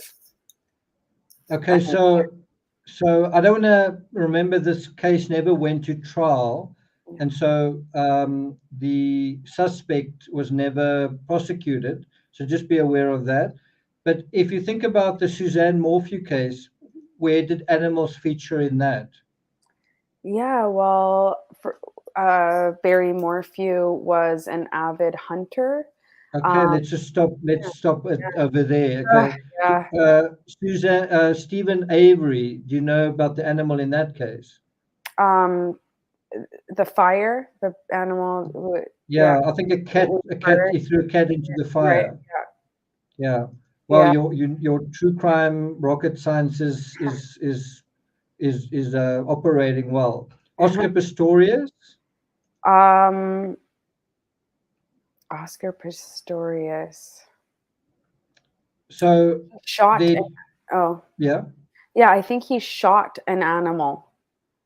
Yeah, so Um, what happened was he was driving and he ran over an animal. I think he ran over a dog. And then he sort of just without even thinking, he just sort of walked around and then shot it. right. Yeah. Oh, And I didn't realize he someone drove remarked, over it you know, first. I kind of thought he just shot it. he was also a hunter. He was also someone who hunted. Yeah. Yeah. Wow. Jodi Arias, do you remember? She also there's also animal in that story, Travis's dog. Mm-hmm. But I also heard that Jody didn't treat animals at her home very well. Yeah, right. Yes. Yes. I heard that as well. Yeah. Okay, and then Damien Eccles. Hmm. So I also heard something about, I think it was a dog that was apparently, I don't know if it was sacrificed, but anyway, that's something that I believe is part of that story. Right. Wow. So look at someone's attitude to an animal that's in their care, basically vulnerable creatures, and Yeah. you have an early clue where the human natures are starting to wander down the garden path. Now, someone here says, like very like upset. Someone says, Dharma never killed an animal, right? So I want to ask you, laugh at life, and I kind of want to ask everyone that's in chat right now. So Bria, I want to ask you, and I also want to ask everyone that's in chat. I want to ask you, do you think Dharma didn't hurt any of his victims? Because somewhere along the line he said, what I did was um, I would sedate them, right? So I'd put them to sleep, and then I would strangle them while they were asleep. So my question is this, and I'm going to type it out. The question is, do you think Dharma never hurt any of his victims? Oh. And it's kind of tying in with what Laugh at Life said. Dharma never killed an animal. You know, he would not do that, right? So let's have a look at some of the answers to that question. So you go first, Bria. What do you think about that? Yeah, I definitely think that he hurt his victims. Absolutely. Absolutely. Um, his very first victim, I think he hurt that person. And Yeah. I think he also hurt Conrack as well. Yeah, Also, some of his living victims that got away, he hurt them. I yeah, he mean, definitely hurt he hurt people. Hicks. I mean, he hit Hicks with a dumbbell. Do you think that Yeah, didn't hurt? that's the first thing I'm thinking. I mean, come on. Yeah, absolutely. He cracked him over the head. And I think, he did. I don't think that was the only time that he ever struck a victim. Mm. I can't imagine that that would have been the only time in 17 victims that he struck only one of them. Now, also, if you think about someone, well, we know about that one victim, like they say, he was like naked, bleeding. He was actually bleeding from the rear end, right? That Talking about 14-year-old that sort crazy of head. got Oh, out, bone rack. Yeah. yeah, and that he went back in. He was actually naked, Yeah. right? Um, so I mean, there's confirmation of that as well. But if you Yeah. think about this idea of you're going to drill through someone's skull, but you want to keep them alive, Right. and then you say, you know what, Dahmer is actually kind of a nice serial killer. He didn't really mean any harm. If you think that, you need to go back and watch the series again. You missed something. Like it's almost like, Chris Watts is actually quite a nice guy. I think you missed something. I think you Right. missed something. If you do that to somebody, there's something wrong with you. Yeah, I mean, he tried to, as you say, he tried to perform lobotomies on them. Right. Um, to address this question, he never ever hurts an animal. Um, to be honest, I've got to be honest here. I don't know the Dharma story back to front, Mm. but there is a scene in the Netflix thing where his father shows him how to put a living worm onto um, onto a hook. And also, his father cuts the heads of fish and guts the fish, and then his son says, "Can I do that?" So I don't know whether you count the fish as not animals. Maybe you do, but I can kind of guarantee you that he would have practiced all the things except maybe the sexual stuff all the things that he was going to do with people on animals. Yes. He was a particularly violent and sadistic person, Right. and that there's a link between being anal and being sadistic. So I don't know if there's anyone here who read books, for example, by Lionel. I don't know if there's anyone here who read any other books about this case, but I wouldn't be surprised if there was like something that kind of makes you wonder, did the Dharma family have a pet? Did they have a pet once upon a time? You don't see it in any of the kind of information. You certainly don't see that. He did have goldfish, and then he speaks about them dying. Anyway, yeah, but it's kind of an interesting question. He was incredibly cruel to people, but I think he was really a sweet guy when it came to animals. Don't you dare accuse him of animal cruelty. I don't know, I just find that. Yeah. I thought he did kill a dog once. I thought he killed a dog, or he said he found the dog dead, but did he actually really kill the dog? I thought he did kill a dog, Jeffrey Dahmer, at a young age. At a young age. But I'm Jane not. Belinda said, yes, they had a dog. Yeah. So I'm just going to quickly Google that. Yeah. And then you have to think as well, like, he did do most of his he did have most of his experiences with animals when they were already dead, and that experience alone, right, it's just a different, I mean, not that you would be dissecting animals who are living, obviously, but just that experience for me, I just feel like if you just take that completely out of the equation, 100% out, he never had that experience, the bonding with his father, the experiments, the driving around, getting excited, looking for rogue, all that excitement and curiosity at such a young age. Would he have acted out his fantasies in precisely the same way that he did? I don't know. It's just a question. So I found an answer to it, and it actually comes from peter.org. And on the same page, there is the cruelty to animals that other serial killers had. So David Berkowitz, Ted Bundy, Nicholas Cruz. So anyway, let's deal with Jeffrey Dahmer. A young Jeffrey Dahmer caught tadpoles as a gift for his teacher. We all remember that, right? When his teacher gave them to another student, Dahmer was furious. He went to the student's home and poured motor oil into the tadpole's jar, killing them. But I don't think Dahmer was cruel to animals. I Mm, think he did certain things to people, but no.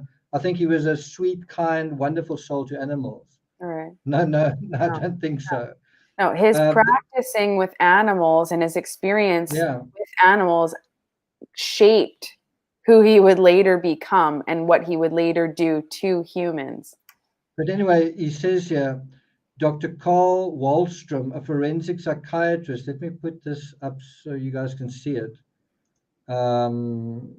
Let's do that and kind of blow this up a little bit. You can see it's from Peter. Dr. Carl Wallstrom, a forensic psychiatrist, interviewed Dahmer, and he said, if you want to call that torturing animals, I tortured animals. Now look at this. His father, a scientist who believed his son was taking an interest in biology when Dahmer collected dead animals, taught him how to bleach and preserve their bones. He allegedly liked to cut open live fish, right, to see their insides, and strangled neighborhood dogs and cats. There you have it. Yeah, yeah. Neighbors found frogs and cats impaled on or staked to trees. In 1975, he went so far as to decapitate the carcass of a dog, place the head on a stick, and nail the body to an adjacent tree, all as a prank, right? Yeah. And so you kind of have this thing of, I actually think Dahmer was quite a nice serial killer. He didn't really mean to hurt anybody. You know what? He never ever hurt an animal, and it's like, are you kidding me? So is he like a nice monster? He's, He's a anyway, this kind serial Yared killer. is in black and white. You know, Yared is in black and white what he did to animals. So he did kill neighborhood animals, Yeah, pets, dogs, cats, pet, frogs, pet, and he decapitated them. There you have it. I mean, right? fish. So it's almost like, and this I find very interesting, is his father talks about this, where it says he allegedly liked. I don't know where that comes from. I don't know what the source is. But what's really interesting is he says, "Oh, I only killed a couple Right. of tadpoles." In other words, he's lying, manipulating, and minimizing. Right? Yes. Okay. So let's move on to. So we dealt with. We haven't actually quite finished with animals. Dahmer practiced his debauchery on the bodies of animals long before he progressed to humans. He's not unique in his interest of taxidermy. Other serial killers that turned animal torture into a hobby were Ted Bundy. There he is. Gary Ridgway. I'm not sure if he's here. Um, anyway, David Berkowitz, John Wayne Gracie, and the Boston Strangler. So now we're going to deal with sadism. Do you want to read that? Are you okay to read Sure. that? Yep, you bet. So he became frustrated at his partners moving during the act. You get a sense not only of Dahmer's anal character, but his particularly nasty sadism when you see how he needs his victims completely passive, completely unmoving in order to gratify himself. Do you know why that is? In his nurturing phase, movement implied a threat. Movement implied danger, or the unknown, or someone leaving. Non movement meant stability and measure of control. In a very twisted way, Dahmer found he didn't want his victims alive. He didn't want sex with living beings, even if he had the choice. Instead, he needed them to be completely powerless. Why? Because Dahmer was such a weak and pathetic individual himself. A living creature terrified him, but a dead thing, well, that yielded total control of what it was. This shows how Dahmer preferred death over life, and it's hard to imagine a character more anal and sadistic than this one. Besides gratifying himself with the viscera of his victims, he clearly benefited and pleasured himself at the complete and utter expense of his victims. In one case, he had a living victim, 14 years old, in his apartment, sedated, at the same time, a 3-day-old bloated corpse of a 31-year-old black man lying on a carpet. One has a sense that he was moving so quickly through his victims, he didn't have time to process the one before he had his hands on the next. He'd have a close encounter with the cops, and then 2 days later, he'd be on to the next victim. Why? Because he was addicted. But this was also a struggle to reclaim lost power over his fellow man. When asked why he had preserved a total of 7 skulls and the entire skeletons of 2 victims, Dahmer stated that he had been in the process of constructing a private altar of the victims' skulls, which he had intended to display on the black table located in his living room, and Okay, upon which, whoa. Sorry to interrupt sorry, you. no So worries. I just want to bring up, so first of all, this image. So that's what they found in his home, 2 skulls. You can see they're kind of bleached, but he actually kept that. Now, there was a method, there was something he wanted to do with those skulls, right? There was something he wanted to do with the bones. It wasn't just someone said that he was too lazy to get rid of the bodies, but he actually had a plan. He had a Right. plan what he was going to do with the bones and everything else. And let me show you this sketch. Can Yeah. you guys see that? Yeah. So somebody in chat said something about I'm not really with you with this power thing. I don't know whether the power thing is really relevant here, right? So let me just quickly read that section again, right? This is addressing that question. When asked why he had preserved a total of 7 skulls and the entire skeletons of 2 victims, Dahmer stated he had been in the process of constructing a private altar. That's what this is. Of victim skulls, which he had intended to display on the black table located in his living room and upon which he had photographed the bodies of many of his victims. An illustration provided by Dharmas. So Dharma actually drew this picture, right? Depicts this private altar he had been planning to create at the time of his 1991 arrest.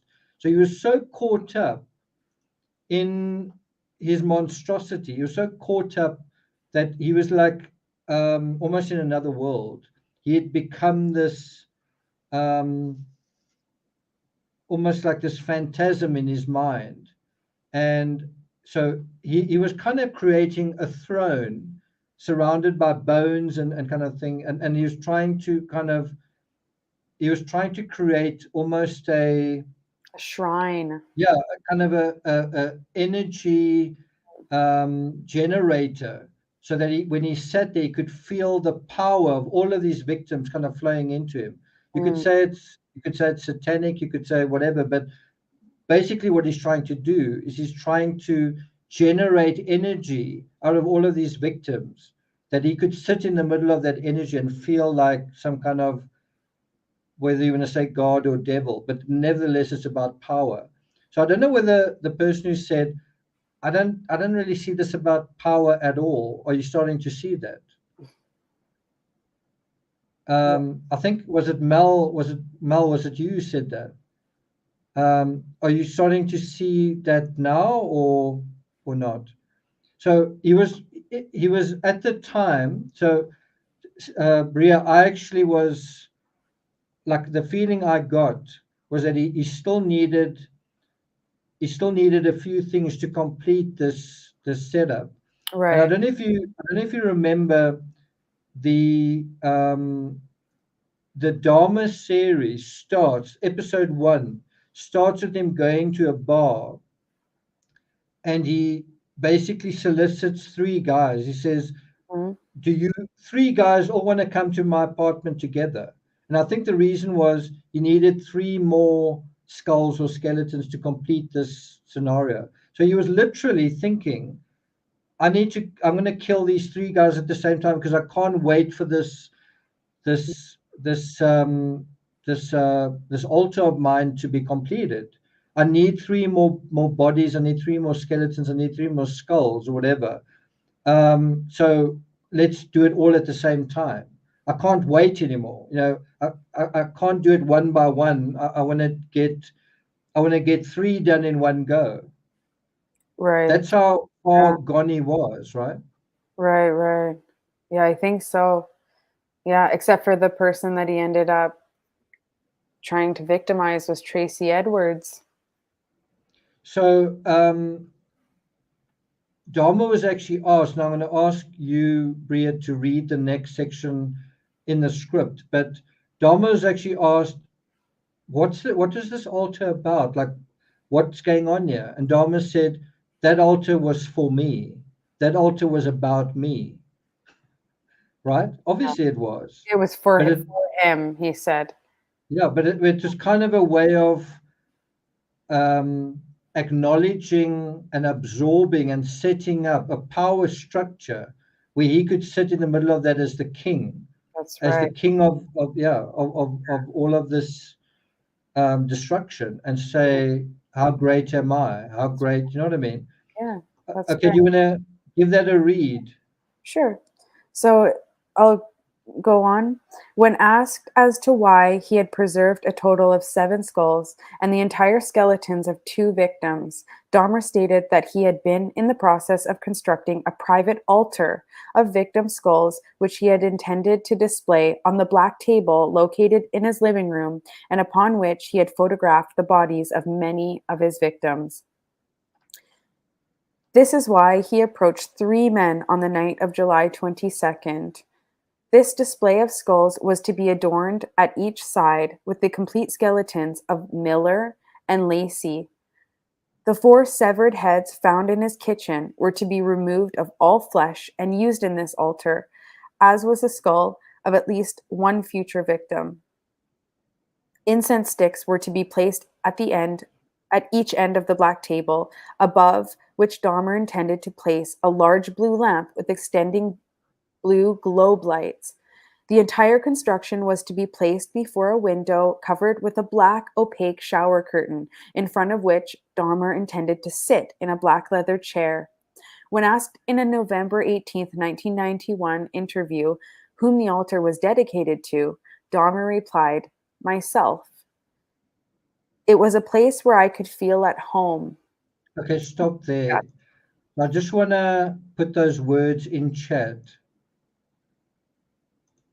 Now, remember I said, could he have experienced a sense of familiarity from those times with Dad when he was bonding with Dad over cutting things open? But he didn't know that. He didn't really know that that was part of this feeling of being soothed and the anxiety and stress and frustration he was feeling just dissipating away. He didn't know that's where it was coming from, right? And where he Right. says it was a place where I could feel at home, he doesn't know it, but he's actually, in a psychological sense, saying it's like being a child again with Dad, right? Mm, He's saying, with all of this around me, I actually felt at home again.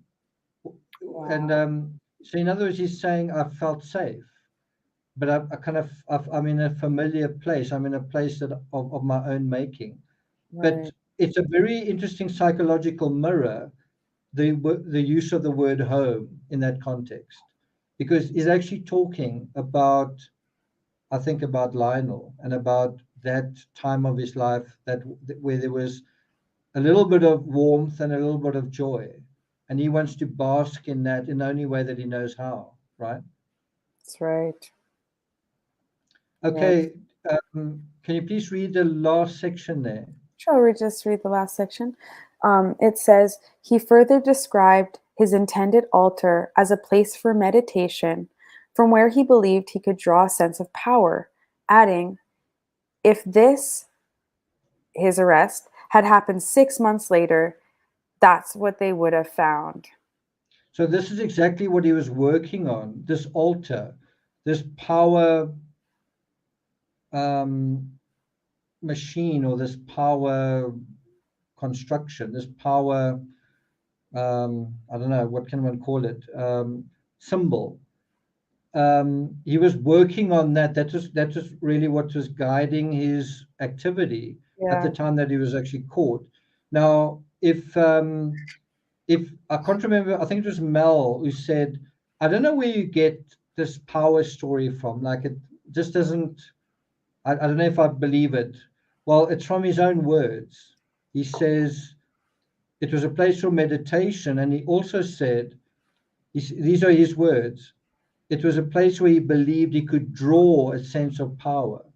So he's literally feeding off what he feels like power. Of course, there's not really any power there, there's just death. But there's a sense for him that there's a little bit of residual power coming off there, right? Right.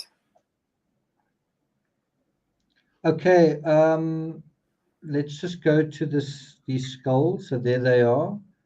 And let's look at, so I'm going to zoom in on this. Now, you can actually see photos that he took, but if you look carefully, the photos have actually been, what's the word? They've been blurred. So I'm just going to zoom in and I'm going to zoom back out. I don't really want you guys to look for too long at these photos. It kind of gives you a sense of what he photographed, but they have actually been blurred out, so you can't really see it. So I'm just going to zoom in. There's an injection, it looks like, and I'm going to zoom back out. Okay.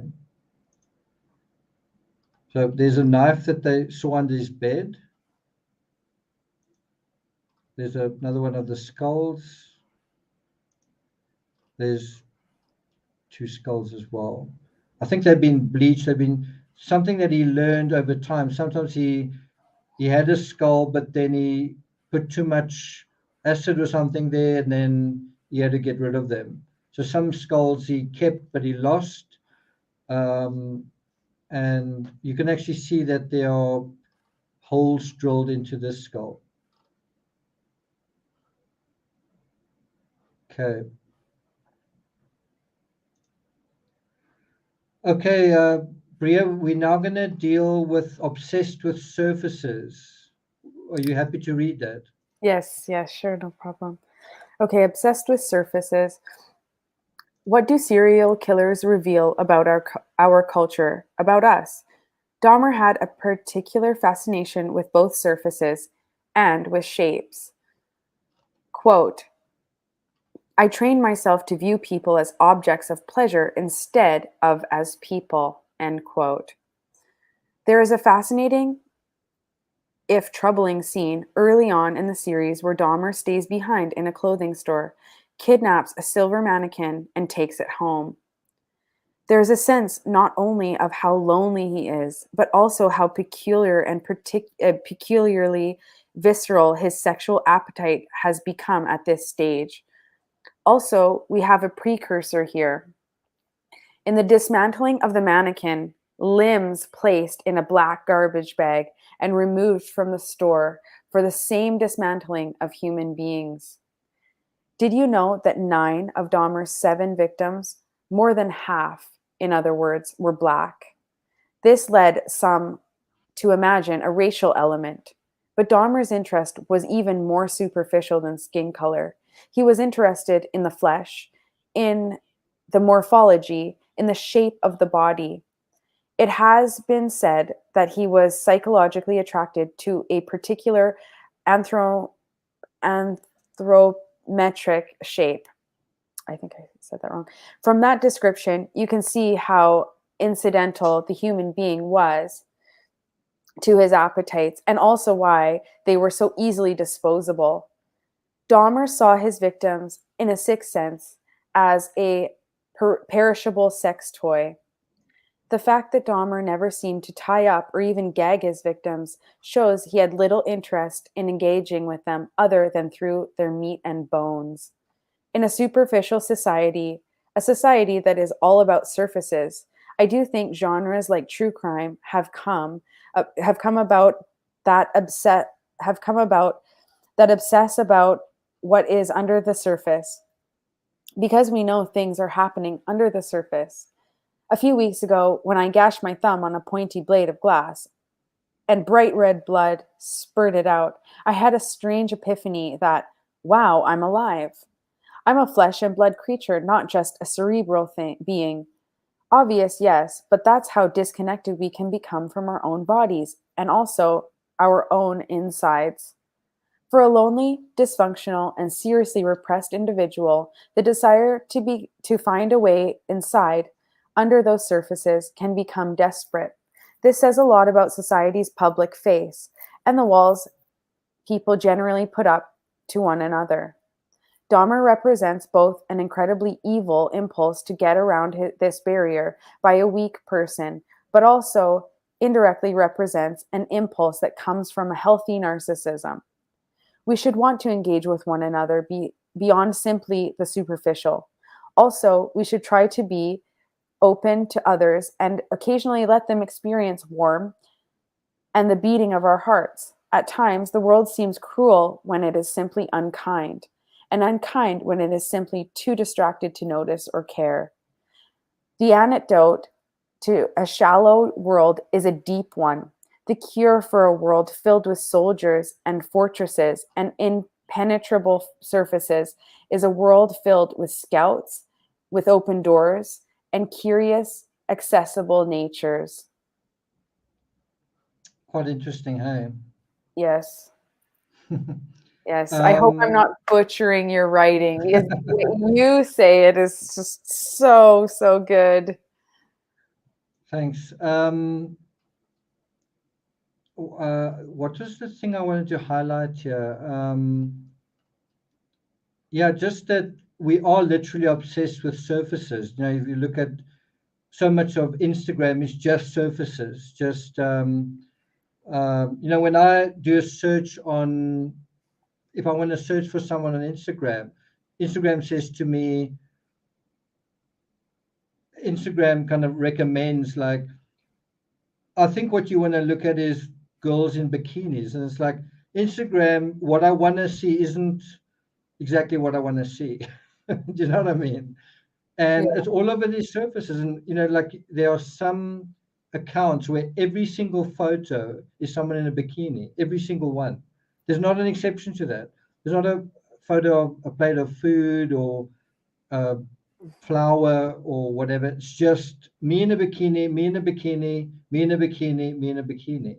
You've got to kind of wonder, isn't that going to wear off one day? Like one day, are your boobs going to still work? Like is it still going to be able to draw this sort of audience? Like 20 years later or 50 years later, you know what I mean? Yeah, And so then you can't rely on those surfaces anymore, right?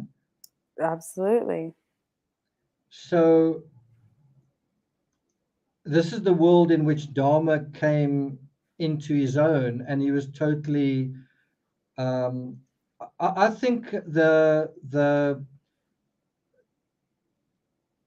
frustration that he felt, I think the sense of it's not just helpless, but just like absolutely like lost and impotent, I think is really the word, is because it's like I'm confronted everywhere with a surface. I talk to people and there's a surface. I can't break through. People have their roles and people have their masks and whatever. And I'm like a flesh and blood creature. I can feel my beating heart. I can feel my psychology. I can feel my desires. I can feel my animal instincts, but I can't feel them in another person. I feel I'm this um, flesh and blood beating creature, but I don't feel any of that in people that I'm surrounded with. And so he wants to confirm that this surface actually has life underneath it, that underneath this surface is actually, I guess, life. And it's fleshy and it's wet and it's warm and it's lively and it's to some extent wriggling, right? All of that is about the surface is actually, in a way, somebody said this so well. In a weird way, when we see another person, we see death. So when you see the skin on my arm, it's all dead skin. If you see my face, the exterior of my face is dead skin. So where is there living skin? Well, in the blood, in the tissue underneath. And so, in a really weird way, Dharma is like a dead person who wants to feel alive. And the only way you can do that is by cutting open other people and saying, "Oh, I can see you are alive." Do you know what I mean? Yeah, in a sick and And twisted way. yeah, he's so lonely in his loneliness that he just sees surfaces all around him, and he wants to cut through that surface. He actually does want a connection, he just doesn't know how to make it. So he's making a literal cutting connection to get deeper, to get under the surface. Psychologically, it's actually quite fascinating, but certainly in terms of the actual practical reality, it's horrible and terrifying. Yeah. Jennifer says his father said Jeffrey loved nature and loved touching things, wanting to know the what, where, and how of things. He was a curious boy. Okay, interesting. Okay, let's keep going. Just want to see if there's something else I wanted to talk about here. I think the other aspect is, sorry, your face is hidden away there, Bria. That's The okay. other thing that's quite interesting is in a society where, and he grew up where I think his parents were Christians. I know his grandmother was a Christian as well. Yeah. I'm not allowed to show who I am on the inside. I've got to hide who I am on the inside.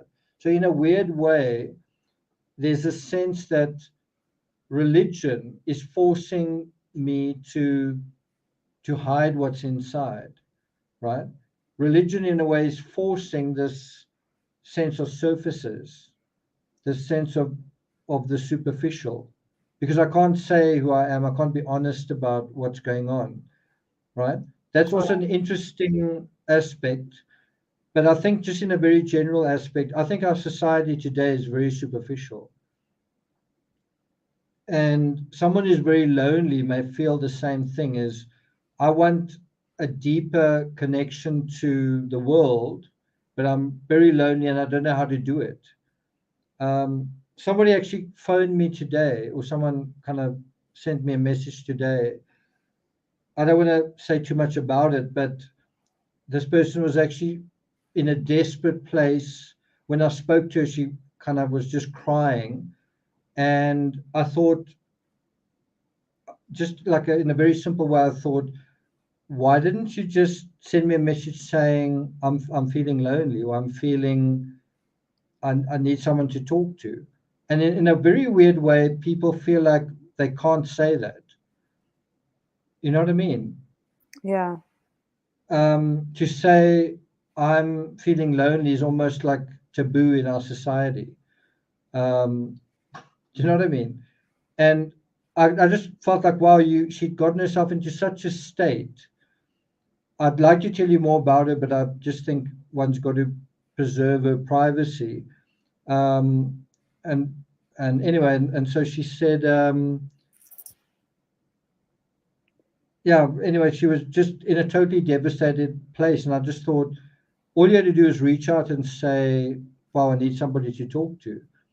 But the society we're in is so superficial that we feel like you can't take that step. You know. Yeah. Okay. Anyway, let's move on to serial killer. Serial killers reveal the deeper, darker sicknesses in society. Okay. Okay, Dahmer's repressed sexuality is what made him into a monster more than anything else. Did he ever have a relationship or a friend? He had somehow managed to socialize and integrate into society like a normal person. Oh, excuse me. Had he somehow managed to socialize and integrate into society like a normal person, he would not have needed to go to such extreme lengths to satisfy his extreme impulses. In this, society can play a role. Did the village not realize there was an outcast in their midst? Dahmer killed 2 victims at his parents' home, 3 in his grandmother's house, and 12 in his apartment. Think about the sheer level of neglect and carelessness that had to have been present in all 3 of these domiciles to allow 13 years of butchery with its noise and odors and stains continue unfettered. If Dahmer thinks he was born a monster, no. He actively participated in the fantasy element. Um, how do you say that word, Nick? Untilen? I don't know that word. He actively participated in the fantasy element until an addiction became a compulsion. Until it can, I think it's until an addiction became an impulsion, excuse me. Dahmer stated that he had been completely swept along with his compulsion to kill, adding, quote, "It was an incessant and never-ending desire to be with someone at whatever cost, someone good-looking, really nice-looking. It just filled my thoughts all day long," end quote. Okay. Taking photos. So Oh, excuse sorry, me. sorry to Yeah, no break in there. I mean, there he says it. It filled my thoughts all day long. Well, he could have at any point interrupted that line of thinking. You know, if you fill your thoughts all day long with something, you can also not fill your thoughts all day long with something, right? And so that shows just how strong that fantasy element was, and right? also just how let to his own devices he was. I mean, he was just left to just kind of you know, dive deeper and deeper and deeper into those fantasies. It wasn't like someone was knocking on their, hey buddy, let's go shoot some hoops, or, you know, he had other things going on in his life. It was just, he was kind of left to sit and fantasize, and it just kind of grows and grows and grows. Yeah. For I guess for Yeah, him. I don't think you can have a serial killer nurtured as well, and I use that word in the sense of, I mean, obviously it's not a good thing, but I don't think you can have it formed so completely without huge amounts of neglect, without a huge space for that to fester, right? Right. Yeah.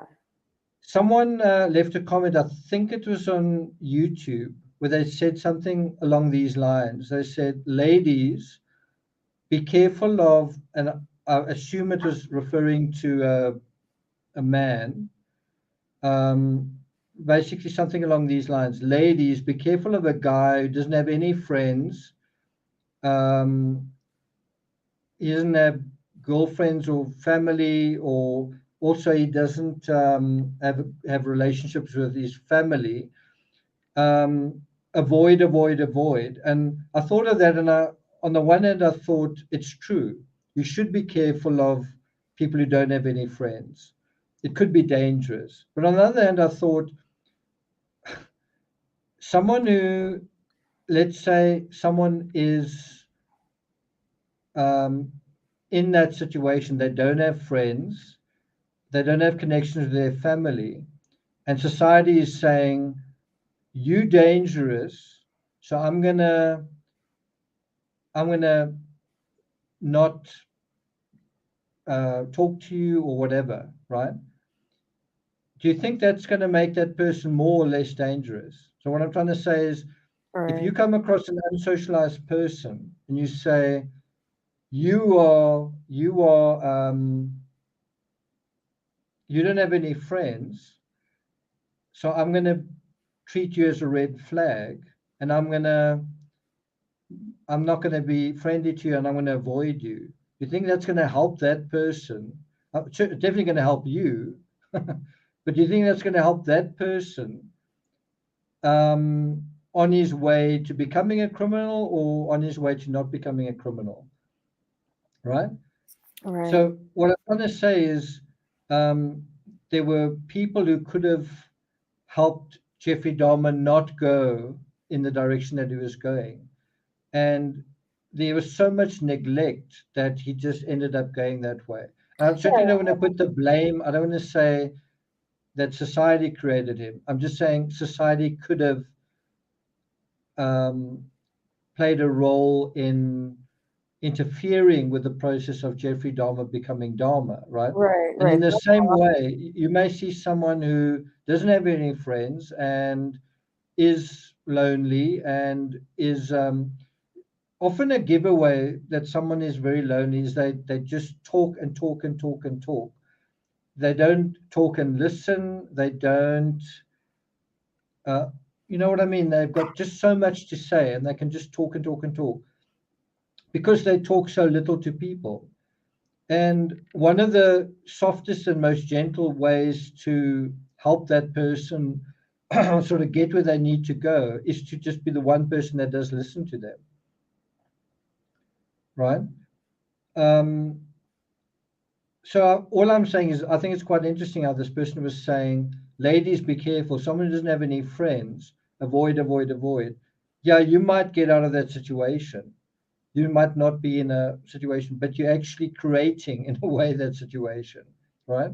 Society can actually, society can actually um, embrace outcasts to some extent. Society can not just society, like if you're in high school and there's someone in high school, especially in America, there's someone in high school who's being humiliated, bullied, all these different things.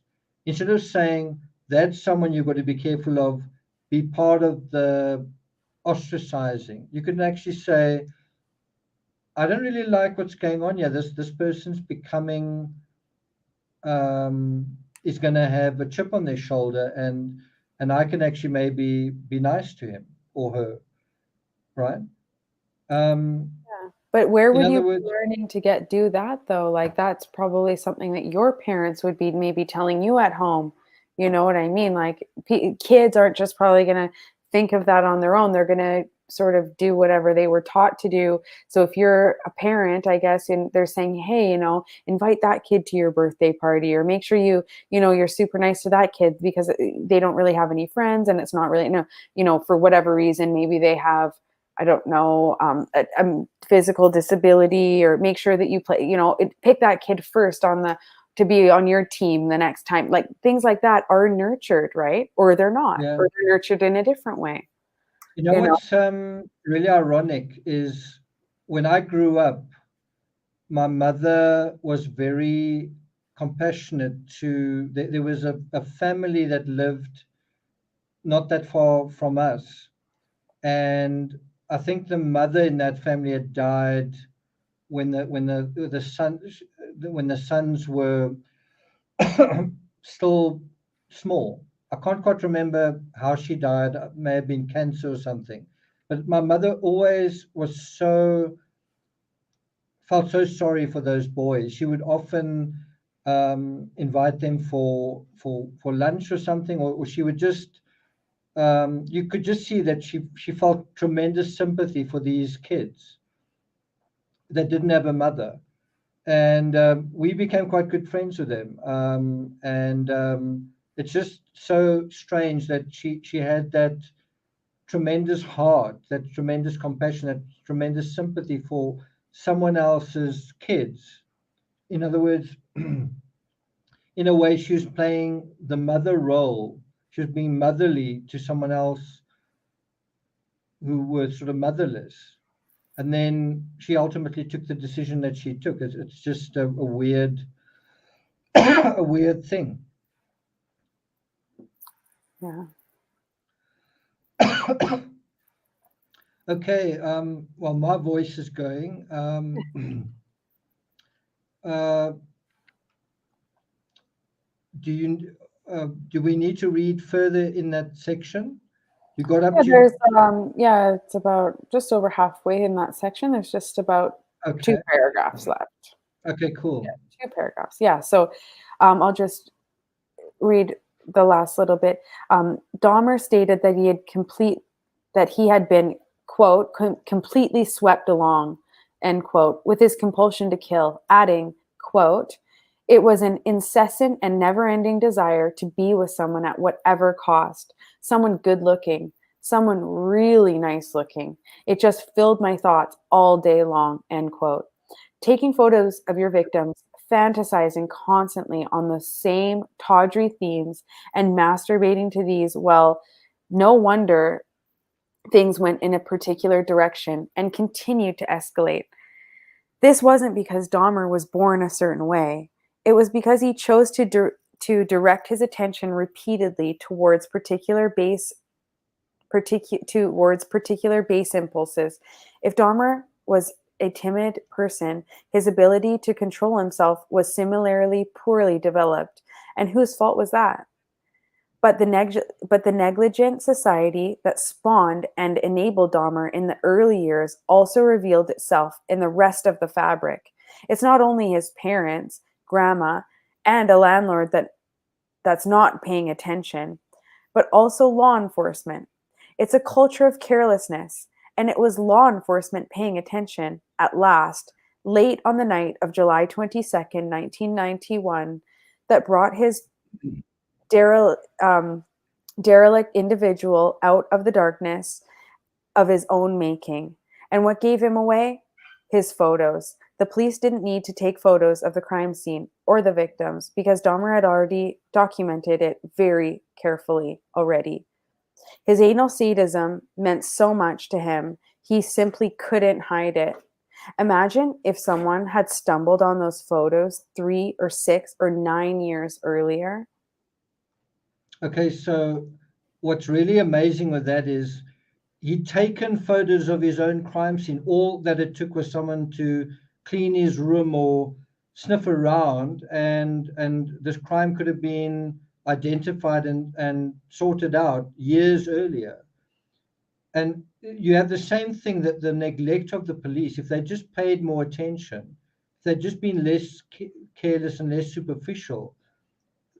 You know, he was actually caught after he committed his very first crime, that they could potentially have saved 16 lives if they had just been a bit more um, caring, and you know what I mean.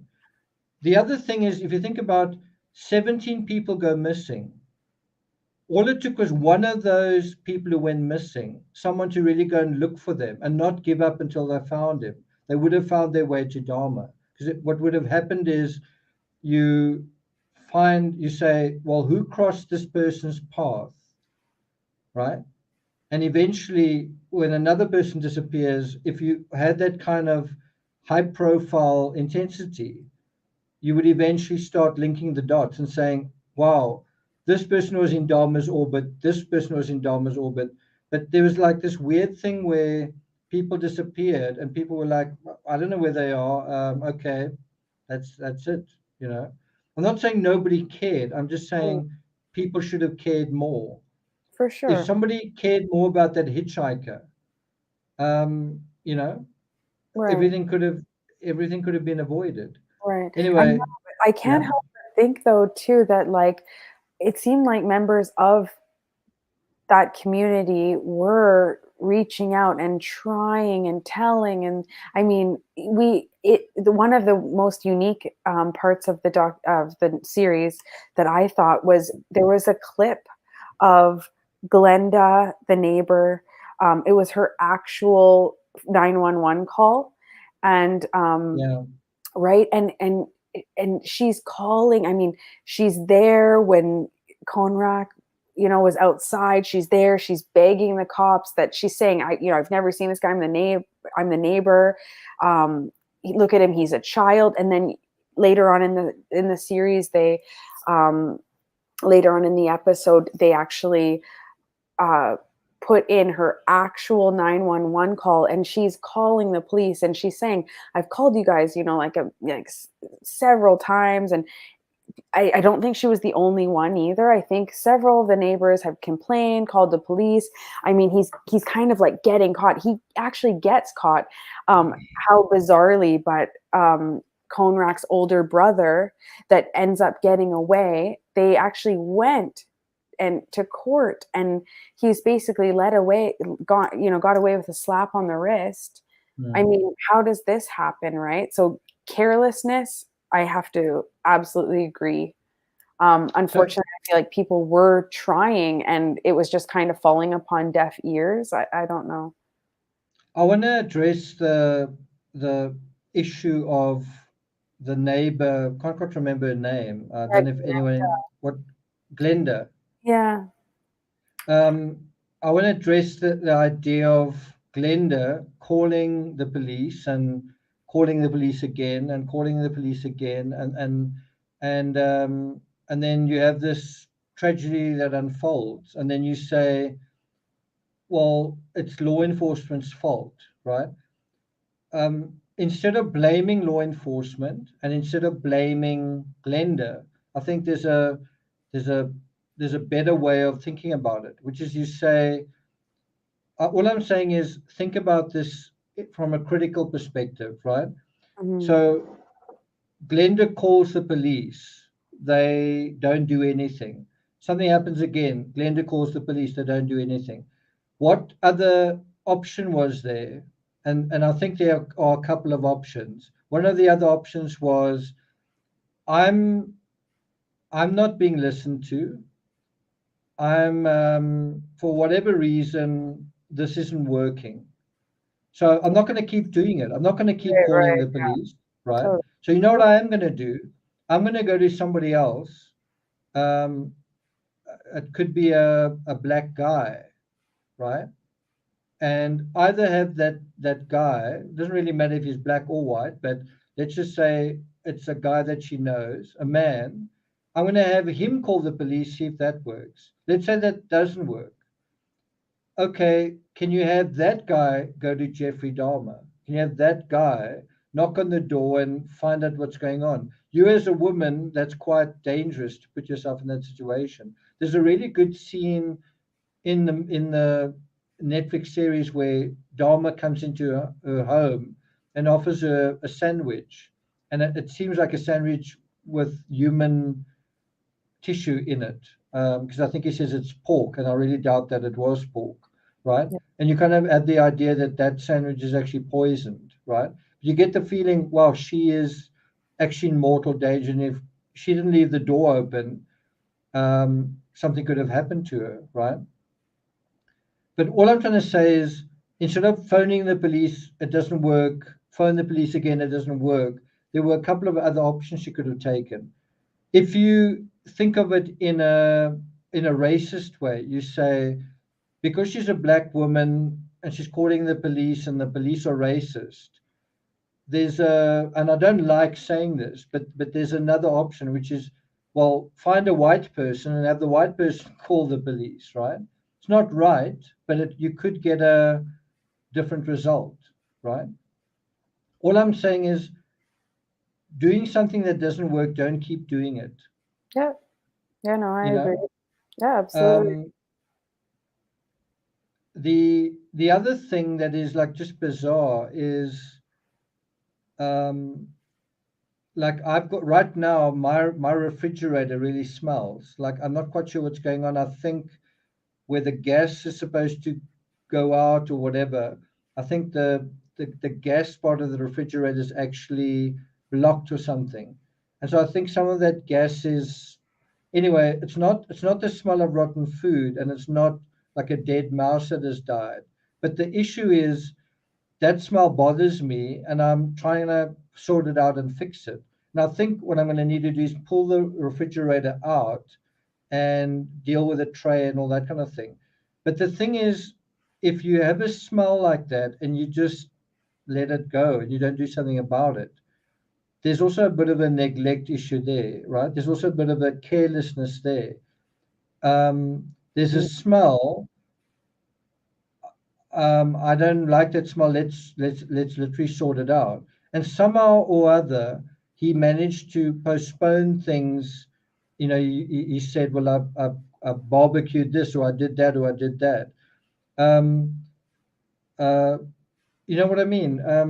As much as Absolutely. she complained, to some extent, she still kind of allowed. And I don't want to blame her. It's not No.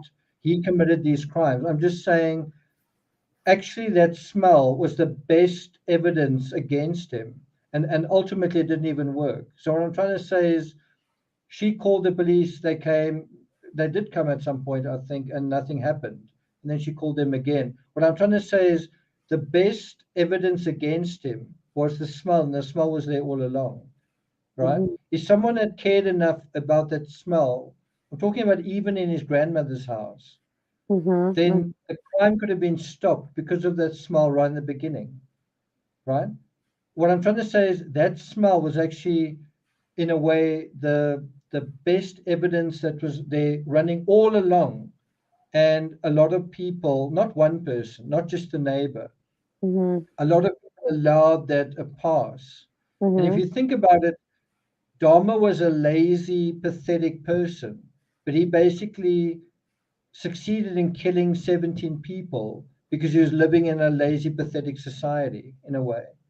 A society that was, um, I don't know what the word is, impotent in its own way. A society that was, um, uh, weak and ineffective in its own way, right? He was using that entropy in a way to his own benefit. Absolutely, yeah. He did that was all by design for him. He needed a place where he could, you know, do what he wanted to do where nobody would really care much or care less rather than care more. And he specifically went to this particular neighborhood. We're talking about his apartment, um, where he did most of his crimes, where he committed most of his crimes. But he did that was, on purpose. It was because he knew there was a better chance of him getting away with it there than anywhere else. it's crazy that, I mean, I think he killed 12 people in that one apartment. It's crazy that the landlord didn't even, like, I think the landlord did come around at some point, but it's just crazy that he felt comfortable doing that, you know? Totally, yeah, yeah. That says a lot. That says a lot. Yeah, yeah, You know, the landlord didn't once just be like, let me just open up the door and have a, peek. He rents the place. The landlord could have looked in at any point, especially when the neighbors were not only one, but several of them were complaining. I yeah. mean, he never thought to have a peek in there when the guy, was gone or anything. It is negligence to, beyond negligent, as usually is in these types of crimes, and in all crimes. There's always seems to be some level of negligence. Yeah, and I think a lot of criminals, they flirt with the idea of committing a crime, and they eventually commit the crime because it's based on they've gotten away with something else. They've tested the fabric and found this fabric is quite negligent. This fabric is quite careless. I can do something and they're not going to know any better, right? Right. I, Yeah. I live in a society that doesn't really pay that much attention, and so in that space, a lot can take place. So, Bria, would you mind just reading the last section, "What's Not to Like," in terms of the Netflix series, and then we're going to wrap up. Sounds good. Okay, the whole series is deeply disturbing, but some of the dramatizations of the family breaking apart in the midst of a divorce resonated painfully. Some of the sexual elements are troubling as well. I wouldn't say they are done tastefully, but they're not graphic either. Even so, this aspect isn't for the faint of heart. Of course, I can't speak for gay men. I'll just keep going. Irada. No, This, no, I think let's stop there. yeah, So yeah. we may um, we may do a part two to this, dealing with what Netflix got wrong.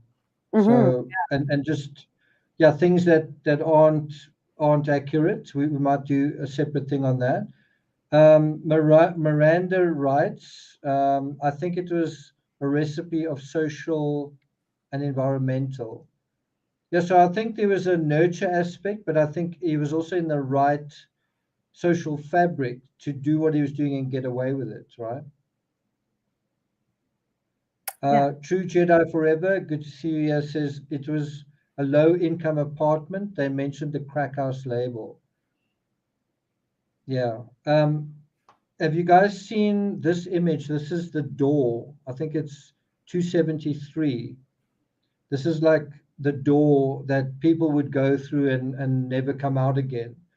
12 people went through that door, and that was it for them.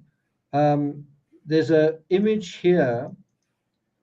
Doesn't that look really, really like haunting? I mean, it's just words on the apartment, but look how it kind of looks evil, doesn't it?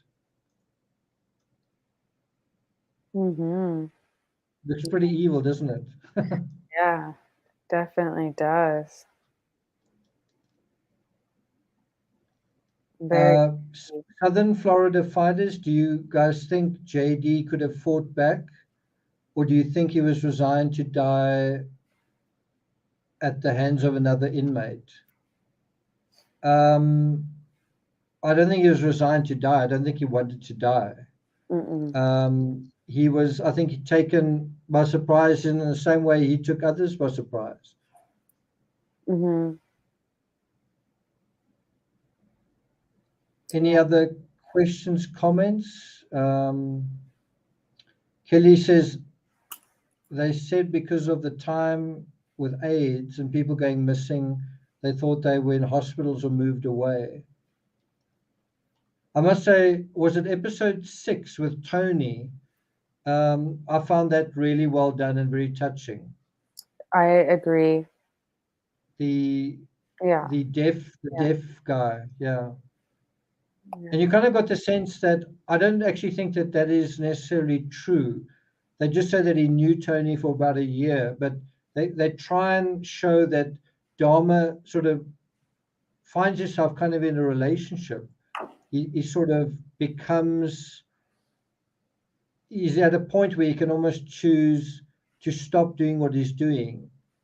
And remember, they're getting along quite well, and there's a bit of interaction, and then Tony says, "I'll be back." You know, it kind of soothes him, and he leaves, and it's like, "Wow, cool, Tony survived." And then Tony stops at the door and comes back, and he says, "Oh, I lost my keys."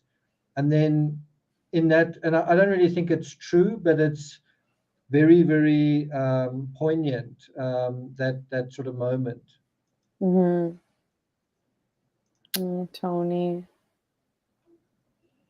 Yeah, no, I mean, I felt like I almost died yesterday. I can tell you, when you think about this case, 17 people, right? Um, I'm a whole universe of thoughts and actions and feelings and connections, and they can just all disappear at a moment in a particular day. All of that life just comes to a sudden end, and then that's it, and nothing happens from that moment forward. All the things you planned and all the ideas you had and all the things that you were doing just stops. And but then I didn't die, and then it continues, and it can continue, and lots of things can happen. But you do want to live, and it's easy to dismiss someone who's died as, oh, so I guess that was the end of that. Well, it was actually a lot of things were going on. That person was on their way to something, to somewhere, and then that was the end of it for them. And it's like this permanent end to an entire life that comes to a permanent end forever. Yeah. And then that's one person, and then another person. That's why you just feel, um, let's care more. Like I keep saying this in true crime. Do you care? Okay, yes, I do. Yeah, but do you care enough? That's the problem in this case. Did the police care enough? Did the victims' families care enough? Did Dahmer's parents care enough? Did Dahmer? I mean, that's the biggest question of all. Dahmer didn't care. Why didn't he care? But the same applies right now in our society right now. Do we care about one another? Do we care about that outcast, that person who's apparently lonely? So I had a conversation today with someone who was feeling very broken and very distraught and so on, and I had to care. I had to listen, and I had to care. I mean, I had to make that effort. Yeah. And we kind of all do. Yeah, and it is a conscious thing. It has to be a conscious effort. It has to be, in your consciousness, which is why I do agree with you, um, that Are you tired? no, I'm okay. I'm just thinking, but like we're talking about the whole nature versus nurture thing, but like I was this is going back a little bit in the discussion at this point, but you know, um I do agree that like you can sit there, you can blame one's upbringing, the parents, all of that stuff, their surroundings, all of that. But then it's true that there always comes a certain point when it's kind of on you. It's up to you to make the decisions for yourself, and that's really tough. That's a really hard one. There's so many other examples that we can draw from, drug addicted parents who have children, that's all they ever known. That you feel so sorry for the kids at the very beginning. They didn't deserve this. They didn't deserve to be subjected to this and grow up like this. But then, and that's all they've ever learned. And when they kind of repeat that in their lives, now they're young or a teenager, they start experimenting. I'm just giving you an example. And then, next thing you know, they're 25 or 35 and they're doing the exact same thing with their life. But there always comes a point when it's like, okay, you can't sit there and blame your parents, like, oh, it's their fault that you kind of became an addict or whichever. There always becomes a point when, you are the one who needs to be making those decisions and making the right decisions for yourself and your life, and where there's no one else to blame anymore. And it kind of, we kind of look at it as in like being a minor and then becoming an adult. Okay, that's when you're responsible now. Okay, you're 18 now. Hey, gee, that's, you can't blame anyone else anymore. Take charge of your life. And that it's a really gray area, I think, with that.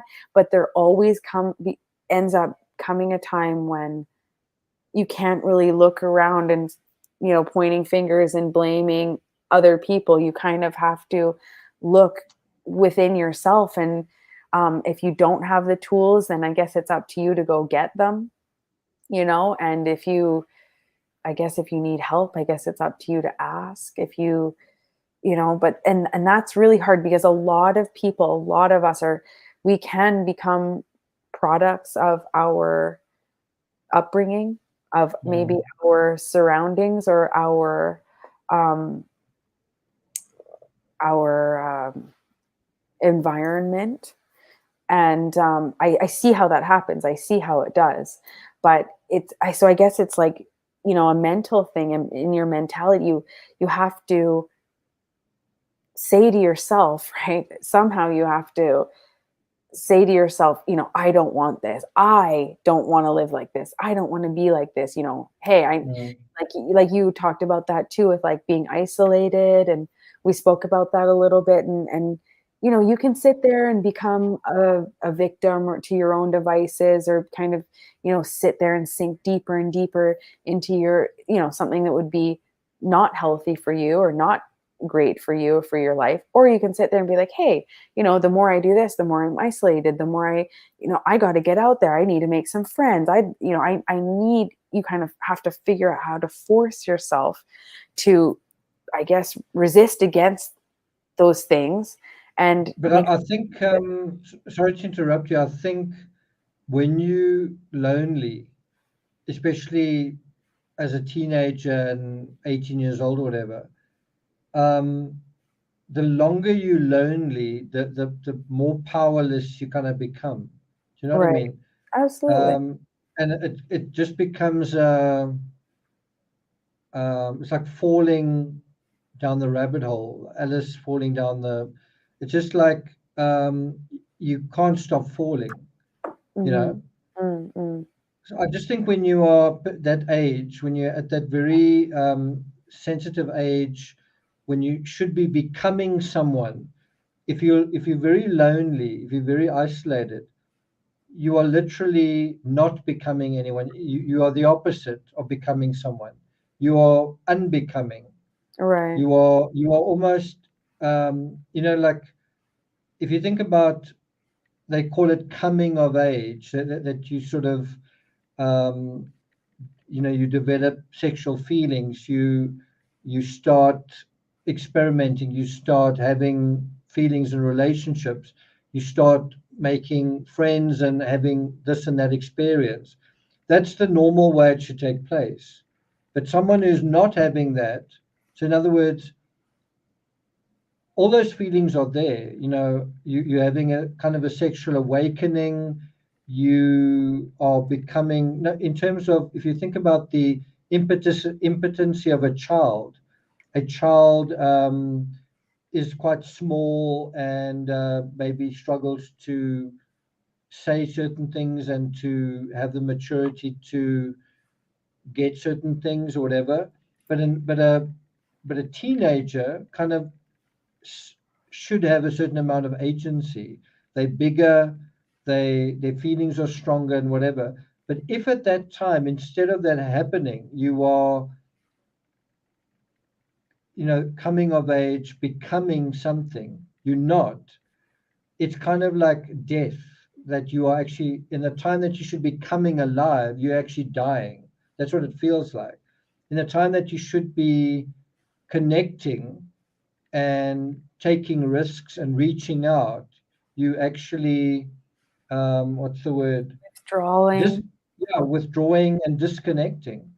And Yeah. that's really not good. And that's what we need to look out for. But everyone is so busy, like in high school situation, everyone's so busy trying to be Mr. Popular and being part of a group that the person who's not, well, everyone doesn't want to be near them in case that happens to them. And that just makes it even worse. I Yeah. actually think I was a teacher for a little while. I think teachers have a role in intervening in that sort of ostracizing and bullying. I think they have a role in managing that process. And I think some teachers actually perpetuate that. They want to, the teacher wants to be popular. The teacher wants to be liked. So they choose to align themselves with the popular kids in the class instead of taking a stand and saying, "Don't bully," and this isn't right, and what's wrong and what's going on. Yeah. Yeah, it's a huge flaw. Yeah. Right. Okay. Well, we had 2 hours 45. I really am amazed that we lasted that long. Yeah. Credit to you, Bria. You've been a star. Oh, But thank you. yeah, you Thanks. really read those things out really well. Sorry, I did have a couple of typos there, like until and was 2 Oh, words. it's me. It's me. But it was also my error. But anyway, I just want to thank you very much for being available. I don't know about you, but I'm really like I can't keep my eyes open now. Yeah, I'm pretty spent. Yeah, It's been a long day. it's 20 past 1, so I'm really Yeah. tired.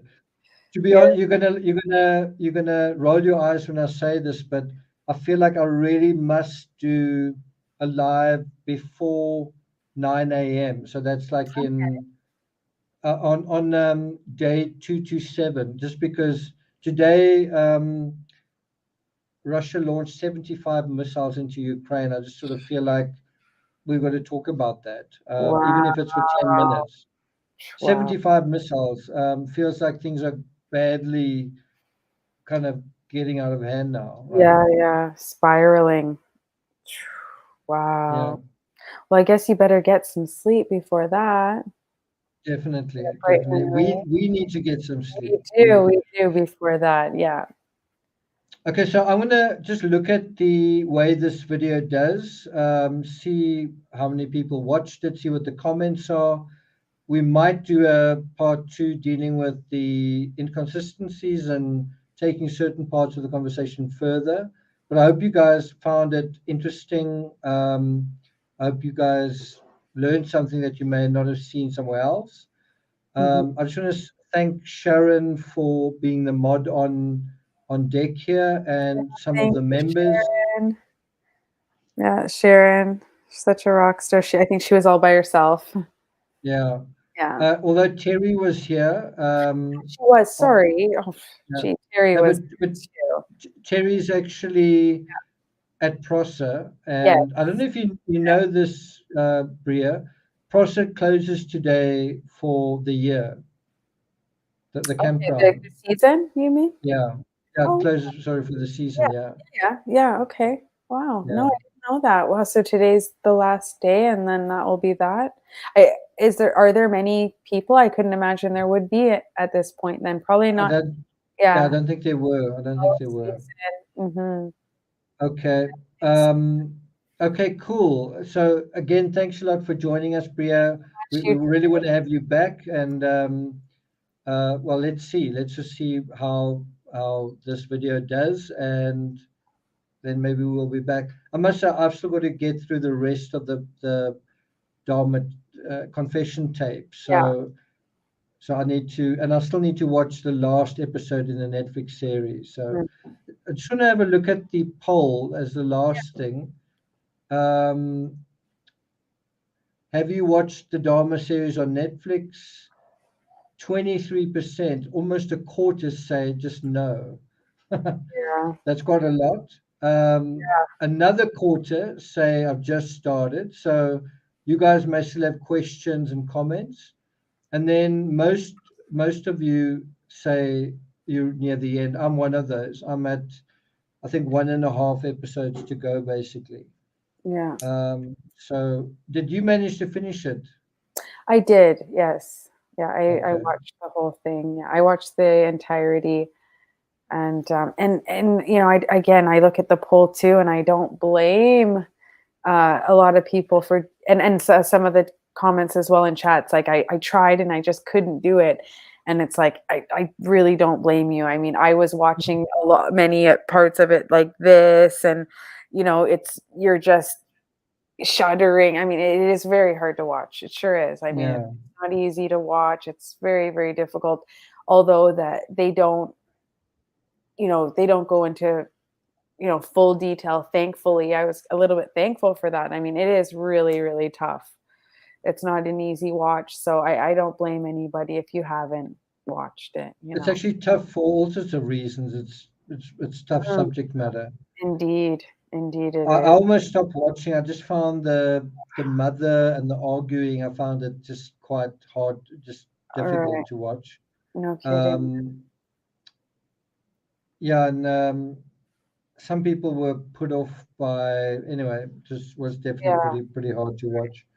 indeed. But I kind of felt like it's my job. I've got to do my job. Something that's so many people are paying attention to. We do need to look at. And I must say, I do find, as horrible as it is, it's an interesting study. It's interest. What I think is, and I want to sort of end on this note. What I think is so powerful with the Dharma story is it touches on the thing that is true in all of true crime. It is how someone emerges out of a certain context and you kind of feel like it was inevitable.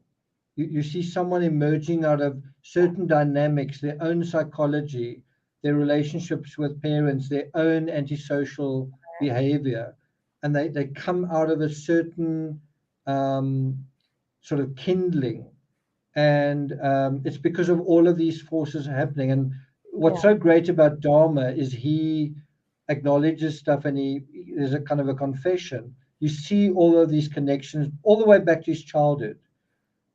The things that he's doing as an adult are born in his childhood, and there's a direct line linking all of that.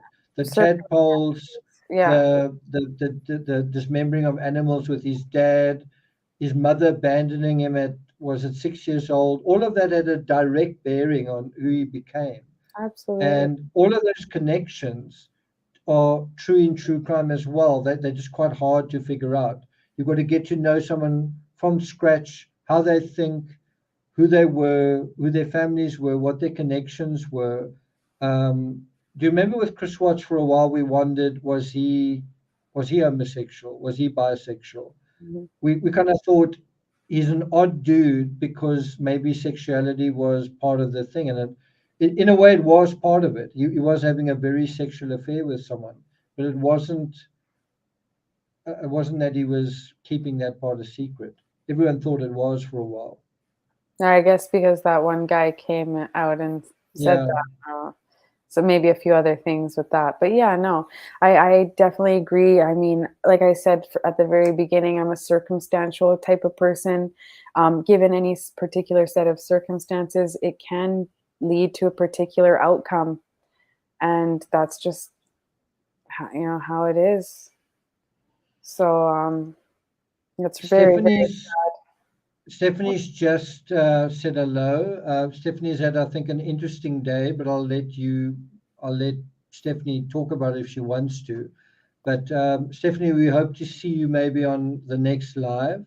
But Stephanie, you're just in time to see us say goodbye. yes, yes. Yeah, okay. So Lauren says, I loved Bria. And Stephanie and Terry's participation, please do it again. So there you have it. They want to see you again, Bria. Thank you So so much. well Appreciate done, well that. done. Thank you so much. I really appreciate that. I appreciate your guys' time. Again, yeah, this is very, very, very difficult subject matter. I know that. Um, it's not easy to think about this and talk about that. But I think that we are all on the same page in that we would rather like to look at some of the similarities and these types of cautionary tales than just be completely oblivious to them and just or sweep them under the rug, with our critical thinking and our curious minds as well, and having a really safe platform to be able to talk about it together, and discuss some of these topics some of the things that we do discuss, like tonight's topic. So I do appreciate all of you guys for being here. I definitely appreciate your time, Nick. I appreciate your time. Thank you so much for the invitation. Thank you. Yeah, it's been such a pleasure, and thank you so much. I really appreciate it. Yeah, it's And always nice talking to you, and it's been a while, so it's really good to have you back. yeah, it's been great. I also want to thank Chat. Chat's been really good. No nastiness, and So good. that's what we come to enjoy about this community. So thanks very much. You're right. Absolutely. I couldn't agree more. So South Africa and France bids you guys in the States adieu. Enjoy the rest of your evening, Stephanie and everybody else. Terry, we're thinking of you in California. You must Yes. have a good, safe trip home, and we looking forward to a debrief with you, Terry. Terry's actually sent me some photos of a bluebird and even some video and some other footage as well. I can't wait to share that with you. But she also interviewed someone for 35 minutes, so quite a lot of stuff waiting for everyone. Wow, that's exciting. Yeah, I can't Yeah. wait. I can't wait to hear about that. Yes. Okay, so from us here in the sort of Eastern Hemisphere, take care. See you next. We're Salut. not going to take it further. See you next time. See you next time. Bye for now. Okay, thanks, Bria. Thanks again. Appreciate it.